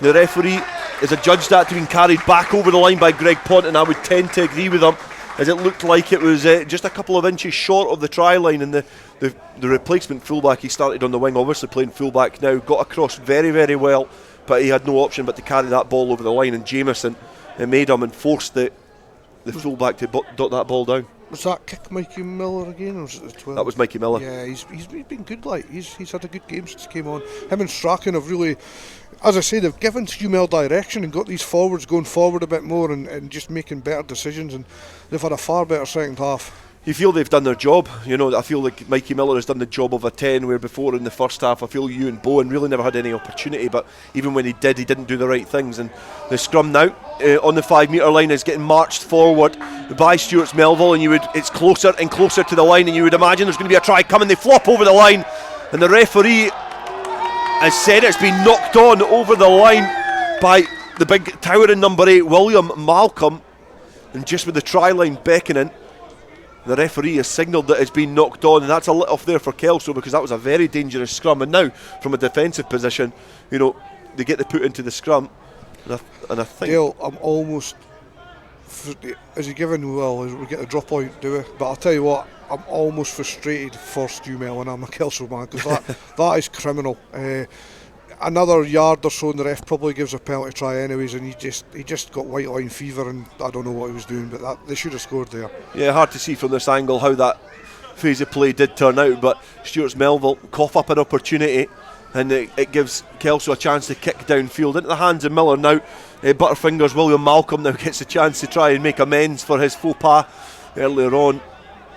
And Strachan now, he finds Miller, the fly half, running direct, splits the defence. He's got some support in the shoulder. He looks to try and go it alone. He's had some options, but it just didn't take them. He had Rory Anderson outside him. And now Stuart's-Melville again in an attacking position. The big ball fended across. It's the big second row. Cannot find his man on the wing. He could not find Jameson. Ali Scott just passing that far too low for the supporting player. But again, Mikey Miller, what great broken field running. Okay, let's get some more scores on the doors for you. Edinburgh Accies 26, Jed 14, GHA 17, Hoyk 31. It's Heriots still in the lead by that 1 point, 15 points to 14. Mar 17, Curry 5, Musselburgh 0, Glasgow Hawks 49 is a latest score. Into Division 2, and it's Peebles 21, Newton Stewart 3, and Berwick have retaken the lead at Lasswade, 18 points to 17. Quickly into National 1, it's Ayr 18, Watsonians 0, Gala now 45, GHK 5, Highland 22, Bigger 16, Melrose 59, Aberdeen 6, and Stirling County 3, Dundee 17 is a latest score. And it's Kelso who are going to be defending in the dying embers of this game. We've got about 2 minutes left, and it's a put into the scrum for Stuart's-Melville again, and they look to try and take this closer and closer to the line. And again, it's underneath the guise of William Malcolm at the back, and this time he manages to get the ball down. The big number 8 gets the score after earlier just infringing and knocking the ball over the line, and it's a score there for the number 8, and it's a quick drop conversion that kisses the left hand post this time and squeezes over, so it is a conversion there for the replacement fly half Mikey Miller, and a try from William Malcolm, and it's perhaps what they deserve on the balance of the second half. Yeah, they definitely deserve that one, Dale. They've been the better team for the last 10-15 minutes and knocking on the door, and just Kelso's defence has been good, but the scrum's creaking now for Kelso, and it was a penalty try if he didn't score it for me. So yeah, good score for Stewmel. They've showed character. You have to give them credit. This second half they've showed a lot of character, and Kelso maybe just a little bit disappointed with their second half performance, but the job was done first half. So definitely, I think that it's in the second half it's 12 points to 7 in the advantage of Stuart's-Melville, but Kelso, they cantered out to a 28 point to 0 lead at half time, so perhaps taking the foot off the gas slightly, and it might be something that the Kelso coaching staff of Kevin Utterson and Bruce McNeil and obviously Neil Hinnigan round about me as well, you know, perhaps something making them think about focus and how to manage games, as Fraser Strachan puts a lovely box kick in, and it's now a 1-on-1 situation here as the winger Tom Kedari scampered out of his 22 and gathered that ball, but it's been well marshalled, and now back on a Kelso side, and Frankie Robson now into the hands of Herdman. Herdman spills the ball over to Brown, and he's got a 1-on-1 chance here against Jameson, but he's been well marshalled out, and the referee just keeping an eye on that, as I thought it perhaps did bubble forward, but the referee not having any of it. It's now deep inside the Stuart's-Melville half, and kind of slowing down at a pedestrian pace as the players get slightly confused, but Andy Tate has come up with the ball, finds Knox just a couple of yards to the left hand side of that ruck, deep inside the Stuart's-Melville 22, and perhaps a little bit of a hand across the face there, it looked like. Quite dangerous there from Stuart's-Melville, but play continues. Kevin Dryden who takes the ball forward, and it's the inside centre, Anko, who I would be asking questions of you, Knox, and now Keith Melbourne, the yellow card. Obviously a distant memory for him as he carries the ball forward, but coughs up cheap territory, and it's fallen back into the hands of Stuart's-Melville. As Fraser Strachan again just puts that left boot to ball. It's an awkward one, it's bouncing into the field, almost into the hands of Cam Brown. It bounces out. The referee over here now, Gregor McIntosh, is just getting the mark there for the line out, and the closing stages of this game are perhaps getting a little bit scrappy, but you know, it's certainly a lot to work on for Kelso going into next week for the second 40 minutes of this game. Yeah, last week it was the same with Bigger. We just It wasn't a complete performance by any means. I mean, I don't know if you're going to get that at National 1, but you just got to keep working for it. And today's been the same. We've played in patches, and yeah, that is squint. Throwing the line out from Knox is dubiously called squint there by Neil Hinnigan, and it's into open prairie there for the back row. Ewan Povey, who just went quite lateral but tried to find the space over there in the sun-drenched part of Inverleith, because the shadows of the stand are engulfing probably half of the park now, and it's sun-kissed over that far side as play grinds to a halt. The ball's congested in that area as Fraser Strachan gets the ball back, and it's been knocked on there by the second row Ali Scott as he tried to gather the ball, but the referee does blow the whistle for full time here at Inverleith, and it's a spirited second half comeback from Stewart's-Melville, but in the end they fall foul to what was an impressive and an inspired first half performance from Kelso. Stewart's-Melville 12, Kelso 35, and Neil, on the balance of play, you did say there, I don't know if you're going to get a full performance in National 1, which is probably a fair reflection of the officiating, the players, the teams at this level. It's a win on the road, it's a bonus point win, 5 points you can continue and look towards next week. Lovely. Yeah, no, completely. I mean, I'm absolutely delighted to come here and get 5 points, and that's what it's all about. I mentioned in leading up to the game, points are at a premium, and if you're away from home picking up 5 points 2 weeks on the trot, we had two away games, bigger Stumel. On paper you're thinking, can we get 1 win out of 2, and now we've picked up 10 points, so we're delighted with that. I think the way the game went, we just had a sort of red hot period in the first 20, and we blew Stumel away, and we played as good as we've played this season, probably in that first 20 minutes, and then from there onwards I think the game was pretty even, and second half finished 12-7 to Stumel, and credit to them for coming back into it. I felt like they showed a lot of character, and Alex Haggart and John Hardy will be pleased with how they've reacted to the first half, and if you can show that, it shows that next week could be a better week for Stumel, and yeah, we'll go away and look at our second half and how much we can improve in it. And I also like to say I thought Gregor McIntosh, the referee, I thought he had a cracking game. If anything, he maybe got an odd one here or there wrong, nothing major, and I thought he had a great game. I thought the yellow card was tough for us, but he was in well control of the game. The referee, he had a good game. Yeah, definitely. I've got to agree with that, especially in the first half. It was frantic, and it got off to a great start. Frankie Robson getting the first score on 10 minutes, and then it was a brace from Cammy Brown, who's reinstated to the team after Harry Cooper had to withdraw from the squad. So 2 tries from him, and then a penalty try to round it off in the first half on 25 minutes.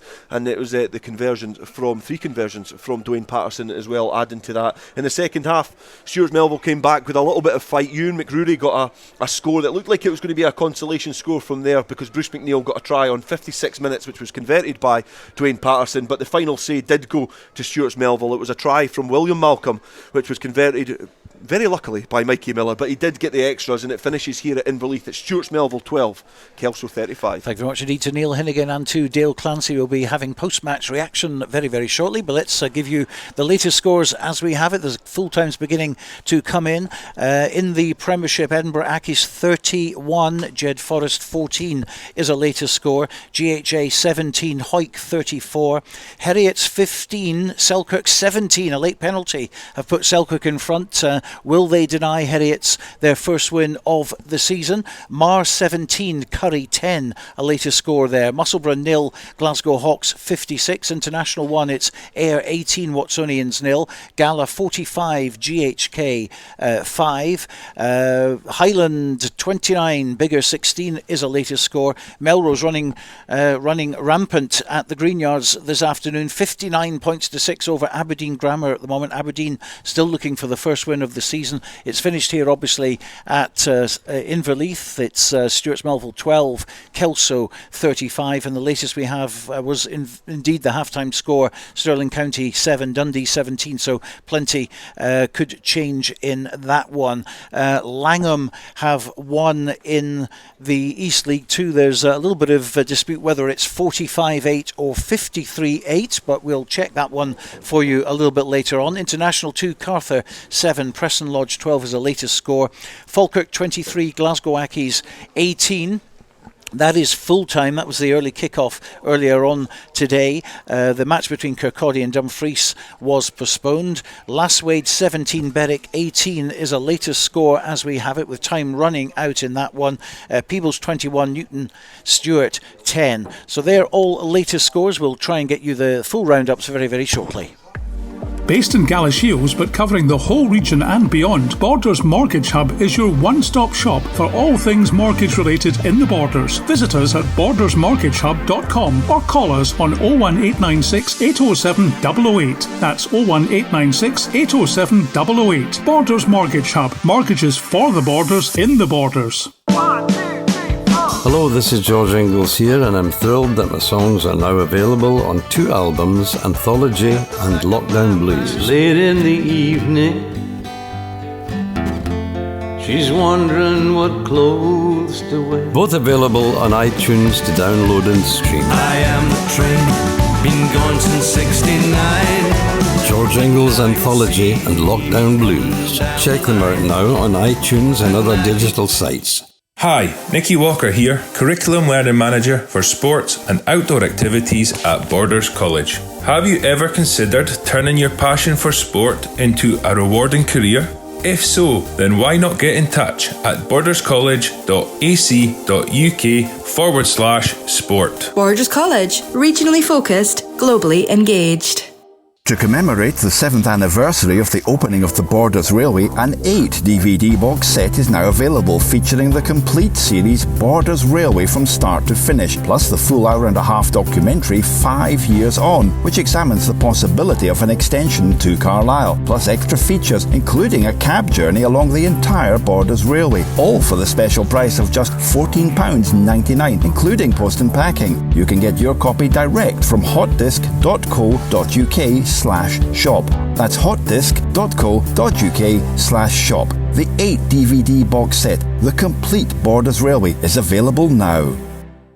This is Borders Rugby Special on Borders Rugby Radio with Stuart Cameron. Yes, welcome back to Inverleith, where it's ended here. It was Stuart's-Melville 12, Kelso 35. Kelso really blowing away everyone in the first half, and we're going to have some post-match reaction now. We've got Bruce McNeil heading up to join Hugh Brown, who's down at pitchside, and he's going to have a little chat now. So Hugh, over to you. Thank you very much indeed, Stuart. Welcome back to the touchline here at Inverleith, and with me now is Bruce McNeil, coach player for Kelso. Bruce, basically you had that match won in the first 25 minutes. You could say that. Yeah, we played fairly well in the first 20-25 minutes, and to be fair, that was probably enough to win the game. The rest of the game we weren't good enough. Well, you certainly let Stuart's-Melville in the second half. They seemed to go up a gear and you seemed to go down one.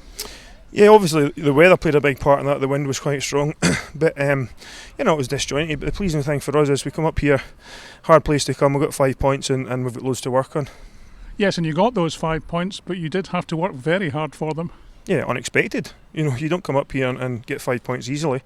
We gave them utmost respect coming up here, and we were very fearful of them.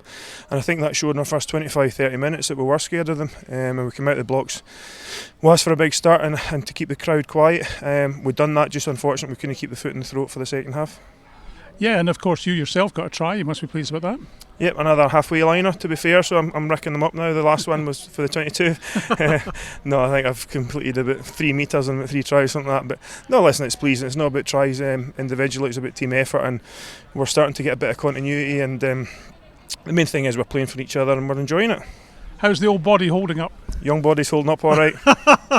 That's good. 35 next week. 35 next. Yeah. You don't look a day over 40. Yeah. Just one more thing before you go, which is, of course, next week you've got a home game at Pointer Park against Highland. 2 weeks' time against Gala. They got a bonus point win today, so they're still top by a point over you. I'm not even thinking about Gala now. We've got Highland next week, something like that. We'll deal with Gala when the time comes, but we've got Highland next week, so that's our focus now. Well done today, a good win. Thanks, Bruce.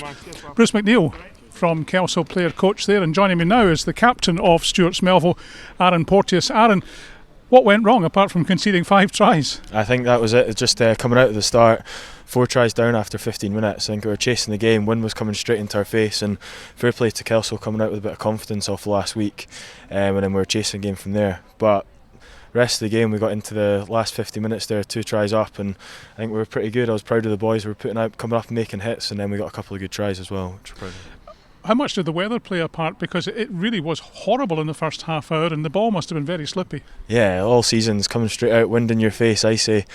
I mean, we've not had that. This is kind of the first rain we've had of the season, so yeah, it was tough. And but fair play to Kelso. Some skills in there in the rain was some good tries from them. Do you think they dropped their game a bit in the second half, or did you just find an extra spark that gave you those 2 tries that you got? Yeah, I think for them, if you're going in 28-0 up at half time or 35-0 up at half time, then you're going to kind of come out thinking you've kind of got the game. But no, I think our boys came out and we just kind of spoke a few things about half time, about what we could do and not worrying about them. And I think it was really good. A few boys coming in from the twos last week after a good result for us. I think they came in and they showed a lot coming off the bench today. That's 3 losses in a row for Stuart's-Melville. Yeah. What can you do to improve on that? Win? I think we spoke about last week. I think it was a tough one. We just spoke about completely scrapping that, and I think we kind of didn't come out with the same confidence that we did. I think the GHK game in Biggar, we came out confident, just kind of wiping the slate clean from last year, and we were good result against Biggar. We were disappointed not to win, and then I think we just kind of went a bit too confident to Watson's, and then today we just didn't come out and we weren't our usual self at home. How are you? Because you came off. Yeah, I'm fine. I'll be all right next week. Ayr away, first bus trip, so looking forward to it. Well, that's a tough one too, down to Millbrae. Yeah, exactly. But we'll get on. We'll get there. We'll be fine. Good luck for the rest of the season. Hard lines today. You fought hard anyway and gave Kelso a good battle, particularly in the second half. Yeah, exactly. No, thank you very much. Thanks. Cheers. Good to speak to you. Aaron Porteous, the skipper of Stuart's-Melville, and of course going down this afternoon by 35 points to 12 against a victorious Kelso side, and that means Kelso stay in second place in the table because Gala, of course, got the bonus point win this afternoon. So from the touchline, where believe it or not, the sun has come back out after such a very difficult afternoon weather-wise, it's back upstairs to the gantry and to Stuart Cameron. Thank you very much indeed, Hugh Brown, where the results are still coming in at the moment. Some big scores today. 4:40 is the time. We're live from Inverleith, the home of Stuart's-Melville, very, very famous ground, of course. It used to be Scotland's home ground before Murrayfield back in the 1920s. Wonderful stuff. Great atmosphere here as well. We'll talk to Dale in a minute about the match that we've just seen, but let's go over some of these other scores that are still coming in for us at the moment. Heriot 7, Ayrshire Bulls 33 was in the Super 6. That was an earlier kick-off, of course, from 1 o'clock. Latest we have is Edinburgh Accies 31, Jed Forest 14. That's still playing at Raeburn Place, which is only just across the Inverleith pond. GHA 24, Hoyk 34 is the latest score. Heriot's Blues 15, Selkirk 17 is a latest score as well. Mar 17, Curry 17 is a latest there. And in fact, another latest score coming in, GHA 24, Hoyk have scored again, 41 points for them now. Result at Netherdale Gala 59, GHK 5. I say some big scores today. Highland 36, Biggar 16 is a latest score from there. Musselburgh 0, Glasgow Hawks 56 is a final score, and international one, we've got Ayr 25, Watsonians 10 is a latest score. We've just given you the Gala result. Highland still playing in that match. Melrose 64, Aberdeen Grammar 11. A huge result from the Green Yards for Melrose, who are certainly staking their claim for that one promotional spot out of National 1. It ended here, Stuart's-Melville 12, Kelso 35, and the latest we have is Stirling County 3, Dundee 17. So they're still coming in. National 2, the latest we have is Cartha 7, Preston Lodge 12, Falkirk 23, Glasgow Accies 18 is a result. A big turnaround for Falkirk, who lost to Berwick at Scremerston last week. Glasgow Accies unbeaten at the top of the table. Well, they've been beaten today by 5 points. The game between Kirkcaldy and Dumfries was postponed. Lasswade 17, Berwick 18 is a result, and Peebles 21, Newton Stewart 10 is also a result. And well done to Langham in East League 2. They're going great guns. They beat Penicuik today by 53 points to 8. So take the bones out of that then, Dale, for the moment. I just wouldn't mention guns and Penicuik in the same sentence, and I imagine it would be a rugby game. But no, I think it's been some positive results there for border sides, especially big results for Gala and Melrose. There's a couple of really, really big results there. But I think this was a great game to watch. I think after about 25 minutes, you thought it was going to be quite a one-dimensional, boring game, that it was going to be one-sided, but it had loads of twists and turns to it, which was really good. And I think Kelso probably went through a lot of learning in this game. They managed to go in and come out the traps quickly, away from home. They managed to suffocate the away team, and then they fell into that bit of complacency that can sometimes, hinder teams when they're looking for promotion. And I think that's the interesting part of this game, is the fact that they did allow Stewart's-Melville back into stages. They allowed the same team that they made look really amateur back into the game, and that coincided with a change in the weather as well. Obviously the wind was difficult to deal with in the second half. It picked up a little bit, and it was more in the faces of Kelso, but overall, apart from perhaps the injury to Cammy Thompson, they probably come out this one quite unscathed. They've been able to get some game time into Herdman at 10. They've been able to get 2 tries out with Cam Brown, who was a late replacement. Dwayne Patterson looks really handy from the tee, and Frankie Robson, the captain, getting a try as well. Like all the backs, apart from Bruce McNeil, who had a hand in with a try. I think that's a really positive outlook for Kelso. Bearing in mind they had 20 minutes when players were off the park, in terms of Fergus Common got a yellow card and Keith Melbourne, so a lot of real positives there for Kelso. They keep the pressure on Gala up the top, but Gala getting an absolute howking win over GHK, that's huge. And let's in fact go to Netherdale, because Robin Purdy's been covering that match for us today. Let's join him now. Full time here at Netherdale. It's Gala 59, GHK 5. A convincing victory for Gala, which included 2 tries for Andrew Mitchell, 2 for Jack Niven, and additional tries for Glenn McCrum, Lachlan Johnson, Liam Scott, Stevie Cairns and Jack Eason. Full time here at Netherdale, it's Gala 59, GHK 5. Yes, huge result there at Netherdale. A huge result for Melrose as well. 64 points to 11 at Greenyards today against the newly promoted GHK. But that is, against Aberdeen Grammar, who are still looking for their first win of the season. Of course, they were playing Premiership rugby last season. That's a bit of a turnaround. But I think it's, this league has been interesting. We always knew this league was going to be interesting because it was so exciting last year. But I think the introduction of likes of Grammar coming down, Stuart coming up with GHK as well. It's got that little bit of an even barometer. I'm so surprised at the level of victory that Gala got. I know Gala are good. I'm surprised at the margin of victory that they got, because obviously coming into this game, Gala first in National 1. Well, 1 point ahead of Kelso. There's a little bit of a buffer between them and Highland, who are in third. So obviously that's still the case. But Melrose are just tucked in with the little cohort of teams in there. Ayr, Stirling, Biggar, Melrose, GHK. They're all roundabout truncating in that middle area. And it's still early days, but that's a huge result for Melrose as well. A really, really big win against a team that, have come down. We don't know much about Aberdeen. They're going through one of these kind of transition periods in terms of their club. They used to be such a huge club with loads of, really exciting players up at Ruby's Law, but they've kind of went through a little bit of a facelift, and Melrose, that'll do their confidence the world of good. So 3 Borders wins in National 1. Yeah, and it's a really exciting month of October for Borders teams in National 1, and I can only look at it from mostly from the Kelso side after the back of this victory, because they play Highland next week, and then they go to Gala, they welcome Stirling County at home, and then they go to the Greenyards, and this is going to be a huge month for Kelso, because if they can't pick up points away from home, I would say either Gala or Melrose, then it makes it that much more difficult later on in the season when they welcome them back to their patch. So it's going to be a really interesting month. Gala, they've got to come here at the end of October on the 29th. They need to come to Inverleith and play STEWART'S-MELVILLE, and you would imagine STEWART'S-MELVILLE might have a bit more of a settled team by then. I have been following their team on social media, and you see the amount of changes week on week that they have. They've got the likes of Sean Murchie and James Ferguson out, so James Ferguson is an important player for STEWART'S-MELVILLE, but that just adds to the spice of this league. It is so exciting because there's so many good teams in there. Like Biggar were one of the teams that were up there for promotion last year. Not much has changed in personnel for them,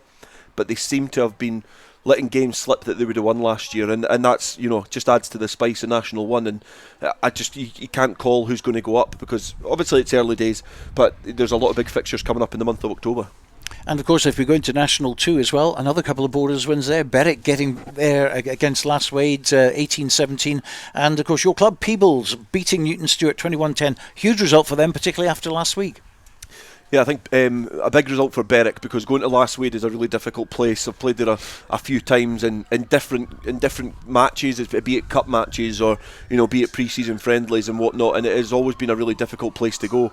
They use home form really, really well, but it's a great win for Peebles as well after what was a disappointing result away from home against Preston Lodge. Brilliant. Well, I think we can go to Heriots now. Golden Acre. Bill Paulson, are you there?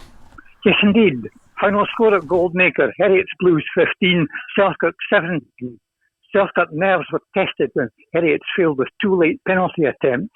The Sooters had trailed 10-7 at half-time and fell further behind to an early second-half try for the home team. They were rescued by Josh Welsh, converting his own try and kicking a penalty. Final score at Golden Acre: Heriots Blues 15, Selkirk 17. Okay, thank you very much indeed to Bill Paulson. So live there from Golden Acre. We were talking about National 2 and Berwick getting 4 points there, and also Peebles getting 4 points at home.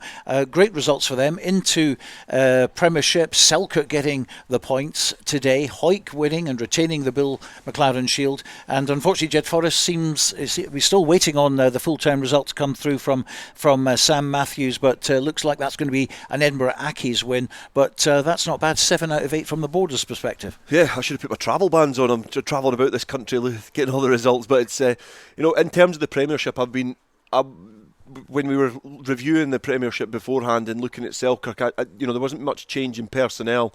They suffered a lot from injuries last year, and I was almost slightly worried for them. And I'm also now pleasantly surprised. I want to see them do well, and I think that is a great win for them. A very narrow win against a Heriots team who beforehand, Neil Hinnigan was talking about the fact that they welcomed a few faces back. He was saying that could be a really difficult game for Selkirk. So it proved, but to pick up that win at the end is really important for them. Hawick, we did say that before the game it was going to be a really difficult challenge away from home in Glasgow against GHA, but again they've managed to show the form of potential champions, because I think the Premiership is hard to call with the form of Curry. They've kind of went in waves and fits. Obviously lost some players to the Super 6 as well, but they've went in waves and fits, and then we've got Hawks in there as well. You need to pick up these victories from home, and that's a really, really good result for Hawick. But Jed, going to Rayburn Place and going to Edinburgh Accies and trying to get anything from there is always difficult. Hawick, I would say, are fortunate to go away. They had to work really hard for that 1 point victory that they got against Edinburgh Accies, but I think Edinburgh Accies have maybe shown their class again and said that they want to be considered this season in terms of being in that mix for the playoffs come the end in the Premiership. And just one coming in at the moment. It's still not a latest score, but Mar 24, Curry 17. It was 17 all for a while. Curry coming back again, as they have done over the weeks. And we can also say it's a full-time now confirmed. GHA 24, Hawick 41. Hawick getting 5 points today. Still unbeaten, of course. In fact, the only unbeaten team, if that stays the same at Fullerton Park. Mar 24, Curry 17. What about those two? I think that's a huge result. Mar's results have confused me somewhat, because they've welcomed back. They've got both Bickerstaffs in the team. They've obviously been scoring tries, but they've been leaking them as well. They've been conceding a lot of points against a Curry team that have been scoring a lot of points. So that's, I think, a turn up for the books. Going to Mar is it's a horrible place, and I mean that in the nicest way possible. In terms of a rugby place to go and spectate, it is, if you're the home side, your quid's in, because that's it's such a hostile atmosphere. So Mar, it helps them get their course back on their campaign back on course, because they were looking like they were out of the running for the Premiership, and they're a really, really good team. Obviously won the championship last year at Maleny Park against Curry, and they'll be doing putting a little dent in their aspirations of winning the trophy as well. But it's a huge result for Hawick, getting lots of points. The only issue that they'd probably have is they've conceded a lot on the road. Okay, well, we mentioned earlier that it was Melrose 64, Aberdeen Grammar 11. We can go to the Green Yards now. Waiting for us there is Ewan Welsh. Full time at the Green Yards then, and it's Melrose who take the spoils in this one, defeating Aberdeen Grammar by 64 points to 11. The second half was much like the first, with Melrose dominating throughout. However, Aberdeen did manage to get a score at the death. Full time at the Green Yards, Melrose 64, Aberdeen 11. And we're still waiting on the result to come in at Rayburn Place, which is we could almost lean over the wall, in fact, and have a wee look and see what's happening there. But disappointment there for Jed, and another red card this week, I hear. Yeah, and I think that's something that Jed have, they've probably struggled with in the last few years. They've battled hard, and that's the one thing I'll give about Jed. They have battled really, really hard, because I don't feel they've got, the strongest squad to compete in the Premiership, and they've managed to stay in there. They've managed to compete, and especially as long as you're better than the worst team, then you're usually all right in the Prem.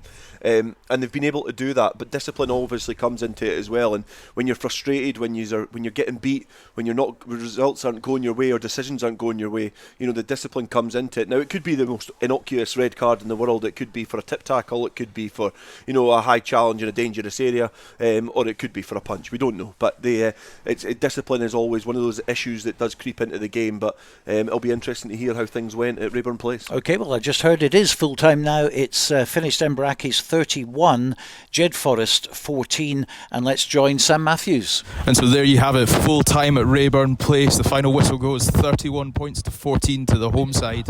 Great victory for Edinburgh Accies, who continue their chase on Curry up the Premiership table.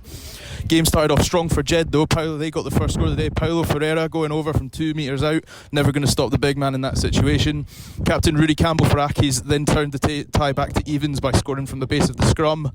That resulted with a good bit of domination between the two teams playing in the centre of the park. Then Mason Cullen decided it was time to put Jed back in front. Great break from Aidan Bambrick, put the man away on the halfway line, but he still had it all to do and ran in under the post, beating 3 from his wing. Then, just before the half-time whistle goes, Rudy Campbell took the sides back in at level by getting his second try from the base of the scrum. The pick, the drive, the power shown all through.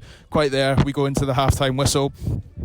After the break, Accies came out firing. 2 very quick tries, gets them up there. They go 14-19. What caused this after the dominant half was actually as a sin bin for number 9 of Jed, Aidan Bambrick. Unfortunately, he had a great first half, but then he just stopped a try scoring opportunity, which resulted in him spending 10 minutes on the naughty step.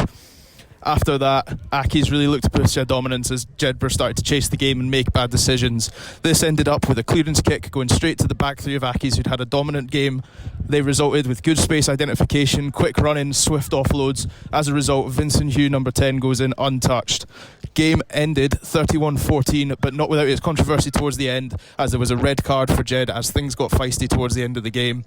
Final score at Rayburn Place, 31 points to 14. Edinburgh Accies take the win. Okay, thank you very much. It's Jed Forest, Sam. Jed Forest, not Jedburgh. Anyway, back here Twitter will be going wild. Oh, gosh, it's unbelievable, unbelievable. Next week, quickly, let's have a look at that. We've got Berwick and Peebles. Hopefully we're going to be live from Scremerston National 2. We'll do a little recce during the week, and hopefully we can get a signal from Scremerston. That's going to be a very historic event. Hoyk against Mar, Jed against Heriot, Selkirk against GHA in the Premiership. In National 1, it'll be Biggar and Gala, Dundee against Melrose, and Kelso against Highland. That's enough to go on with. Yeah, I think the big one that stands out there is obviously the border derby between Berwick and Peebles. It's something that, as Berwick got promotion last year, it's something that they've been looking at. Something Peebles have welcomed as well. They've been starved of real meaningful border derbies, and I mean that in the nicest terms, because they've played border league fixtures. They've not really been competing in them for a long period of time. So this is something which is a leveller. It's at the right level for both teams to compete with. So it'll be really welcomed. Hopefully we can get down there and cover that game, because it'll be a really interesting fixture, because home form in those leagues counts. It counts in all leagues, but Berwick have been there or thereabouts in all the games that they've had so far. They've obviously not won them all, but they've been able to compete in them all, and Peebles have had one defeat as well, so they'll be wanting to try and get a win on the road, and it's going to be a really intriguing fixture. There is some other ones in that fixture list that really do stand out for me. I think the game between Hoyk and Mar is a really big one in the Prem, because if Mar can hold on and get that victory against Curry, it really opens up that league, especially for Hoyk, because they're in that little area where they did get a draw, that they've a draw is almost like a defeat in Premiership rugby in terms of points, because you don't get full points, you don't get the opportunity to get the 5, you only get a couple of points, and it's maybe, although Hoyk are undefeated, it's meant that it's quite truncated at the top of that league, and that's going to be a really interesting encounter. Hoyk have gone on a really long unbeaten run at home as well, so that's going to be tested. The other games in there as well, Heriot's going to Jed. That's a game that Jed will be targeting, because Heriots are definitely beatable, but Selkirk could be hoping to try and push up the league as well against GHA. Obviously GHA can score points. They've scored points today against Hoyk, but they've conceded them as well, and I think if Selkirk have any aspirations of getting into the top 4, they need to be winning those games. And then in National 1. Gala have to travel to Hartree Mill, which I think is going to be a really difficult game. Melrose on the road to Dundee, which will again be a bit of a leveller, but I think the interesting one out of those three perhaps is going to be Kelso Highland, because Kelso didn't finish that 40 minutes well. And do they take that into next week against a Highland team that is really classy, really well drilled? What is going to happen next week in terms of that fixture? It's going to be really, really interesting, because all those three teams probably need to get the win, and they're three really difficult games to call in the balance of things. Okay, well there we are. Thanks much indeed for Dale for his input for this afternoon, to Hugh Brown as well. In the Premiership there were wins for Edinburgh Accies, for Hoyk, for Selkirk. Mar has been confirmed 24-17, and Glasgow Hawks. In National 1, victories for Ayr, Gala, Kelso, Highland, Melrose and Dundee. And locally in National 2 there were wins for Berwick and Peebles as well. Well, we'll be back again next Saturday, hopefully between 2 and 5 o'clock from Scremiston for the National 2 Border Derby between Berwick and Peebles. Berwick defending their unbeaten home record, which goes back to 2017. Hope you can join us again then, but for now, from me and the team here at Borders Rugby Radio, a very good afternoon to you.